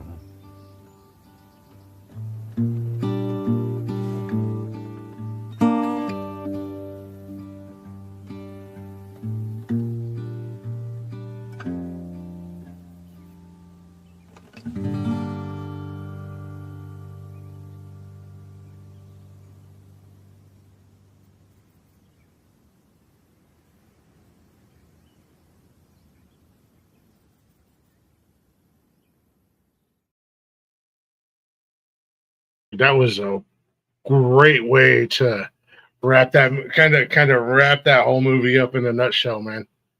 Good call on that, because I was struggling with the music tonight. So thank you for I love the whole soundtrack. But huge shout out to Nick, Brandon, and Brendon tonight. Shout out to my boy Blaze for coming up and hanging out with me and being here. Guys, if you haven't already, go check out The Devil and the Daylong Brothers. I promise you, it is a fantastic movie, and it's definitely worth a watch. The movie is good. The story is good. The music is like that. What is that? It's like the whipped cream and cherry on top of a sundae. You know the Sunday's going to be good. I'll say this. If you go over to Patreon, you join. Michael and I actually watch Devil and Daylong Brothers, record a live watching of it and our critique and review of it. So actually, and there's a Carradine joke in there too that's a little risque for a little risque. Actually, Blaze, on the email, Nick sent over the outtakes from Niken and Brendon in the restaurant. I don't want to put that on social media. I want to put that on our Patreon. Okay. We'll put it on Patreon. Are you cool with that? Yeah. So if you guys are curious to see the outtake from Niken and Brendon, aka Ish and Enoch Daylong, go over to our Patreon page. I don't want to put that out to social media. Well, it's not there right now. Well, it will be there eventually. It will be there. It will be there by the end of the week, or it'll be there by Friday. Yeah, it'll be there by Friday for Nonsense and Chill. It'll be there by Friday by the time I host Nonsense and Chill to let you guys know that it is there. I just have a lot of photographs I have to catch up for my week in Warren, Ohio, which I will be doing a photo dump on the Facebook page with those. A lot of cute dogs. So Lots of cute dogs, guys. Lots of cute dogs. It's a good thing I wasn't there because I would have come home with like 20-some thousand dogs. I would have brought all the doggos home. Blazer showed me pictures, and I was just like, "Oh, I want that. Oh, I want that. Oh, I want that. I'm gonna bring them home." Like I wouldn't have paid any attention to anything. I'd have just been hanging out with the dogs, man. I love dogs, dude. I really would have, but no. Shout out to the guys. Yes, I was trying not to fangirl out. I am a huge Ish fan. So it was really cool having Brendon up here tonight. And of course Brandon and Nick. I mean, I can't say enough. I can't say enough good things about this movie. I really can't. And I don't. Let's give the audience a chance to go watch it before you talk more about it. Give it more praise later. This guy got to go to bed. That guy's got to go to bed. I got to go act like a whore on TikTok. Whatever we do on Tuesday nights. That's what we do. Clicks out some music and act like a whore. But no, thank you guys for watching. Thank you guys for hanging out. Hopefully you guys enjoyed the interview. Hopefully you guys enjoyed getting to know the guys, getting to hear about the movie. Again, shout out to Brandon, Brendan, and Nick. Thank you guys so much for being here. Blaze, thank you for being here. Make sure you guys do the drill. You know the drill. Like, share, subscribe. bio.link/nonsensical network. All of our links are there. And it's updated. So I've deleted. We're 3 away from 400. We're 3 away from 400 on YouTube. I want to wake up tomorrow and see 400 at least. And shout out to the few people who followed us tonight. I know who you are, and thank you for that. I appreciate that. And thank you guys for coming in. But yes, 3 away from 400, and I think we're only a couple away from 500 on Facebook. Yeah, we are moving up there. We are moving up there. So yeah, and then tomorrow night. Is it okay if I speak on tomorrow night, please? Yeah. We're still pounding out. We're still it's yeah, go ahead. I'll just fill it. Well, it's tomorrow night we will be live again. What we're doing, we don't know. It might be a little bit more serious tomorrow night. It might not be. It might be a little bit of, let's be honest, we're not going to be serious 100% of the time. But we do like to talk a little bit serious. But tomorrow night, we're going to pop up. It's kind of impromptu. We're going to call it a Wild Card Wednesday. I know Blaze will be here. I'll be here. And it's specifically for the network. And we're just going to come on and hang out and kind of shoot the shit and whatnot. Bring any questions. Think of it as a Q&A. Ask me anything. It's a Q&A, yeah. With the caveat that you might not get all the right answers, any answers, or just a funny story for an answer. Ooh. I have an idea to run something by you, Blaze. Send it to me offline. You know what? No, I'm going to write it down because we will both forget it. Oh, shit. We'll both forget. Oh, okay. Yep. Okay, I'm going to write it down. I have an idea for Wednesday with the Q&A. Yeah, so we're going to do a little Q&A, and we're also going to chit-chat. So any questions you guys have for us, feel free to ask. But with that being said, guys, thank you. I don't know what's coming up next Tuesday because as of right now, I have nobody planned and nobody scheduled. So next Tuesday might be a music night. I might come up here and play DJ. Play a fuck ton of music from all of our guests. Friday we have retroscriptive coming up. I haven't banged out exactly what Michael and I are going to be discussing, but I think I know what it is. I just have to let him know that's what my suggestion is, and he's probably going to like it a lot. We're going to do it, so stay tuned. And I think Thursday maybe Wally's back. He was back last night. He said he's back, so hopefully Wally will be back tomorrow, Thursday night. Then, of course, Saturday, we're going to be doing what we do on Saturday nights. Sundays are just kind of, they happen when they happen on Sundays. I'll be 100% honest with you guys. There's not a lot going on in the sports world, and there's not much we want to fucking talk about. That is so weird because when I'm out in town and people's got TVs on, I see ESP on. There's always talking about sports. Oh, yeah, there's sports, but it's baseball season. The Stanley Cup's going on, and nobody cares about the team. Like. Sports they like. Yeah, the Stanley Cup. The Stanley Cup's not really all that impressive this year. The NBA Finals are whatever. So it's like that lull. We do have some football news, so maybe we'll come up Sunday for a little bit and talk a little sports. We'll see what the guys are doing. You know, right. And it all depends on how late Blaze keeps me up and how drunk Blaze gets me. Oh, I'm not getting drunk tomorrow. It's a school night. I'm not getting drunk. Not tomorrow, Saturday. Oh, Saturday. Well, you need to recover from this past weekend, buddy. Pepper, what are you doing? Okay, we gotta get going. Pepper's trying to unmake my bed over here. Nice. All right, guys. Thanks for listening. Thanks for hanging out. We'll see you tomorrow night. Blaze and I will see you tomorrow night. If anything else, it'll be me and Blaze. Peace out. Much love, guys. And we'll see you when we see you. Like, share, subscribe. Always.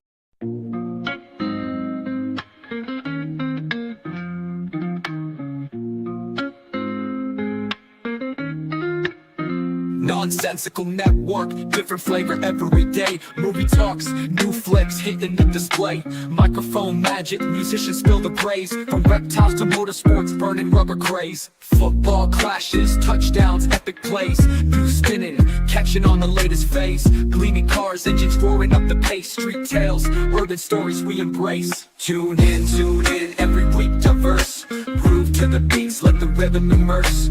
Lyrics flowing, ciphers full of verse. Nonsensical network, feel the universe. Interviews buzzing, stars in the circuit. Worlds of tapestry, pieces we interpret. Hip-hop to rap, the flow never stagnant. Reptilian tales, nature's arrangement. Cars with muscle, engines with might. Motorsports roaring, speed in the night. Discussions heated, always a delight. Network of nonsense, but the vibe's just right. Tune in, wait for that beat. Flow so seamless, feeling so sweet. Urban grooves, rhythm from the street. Nonsensical network, always on repeat.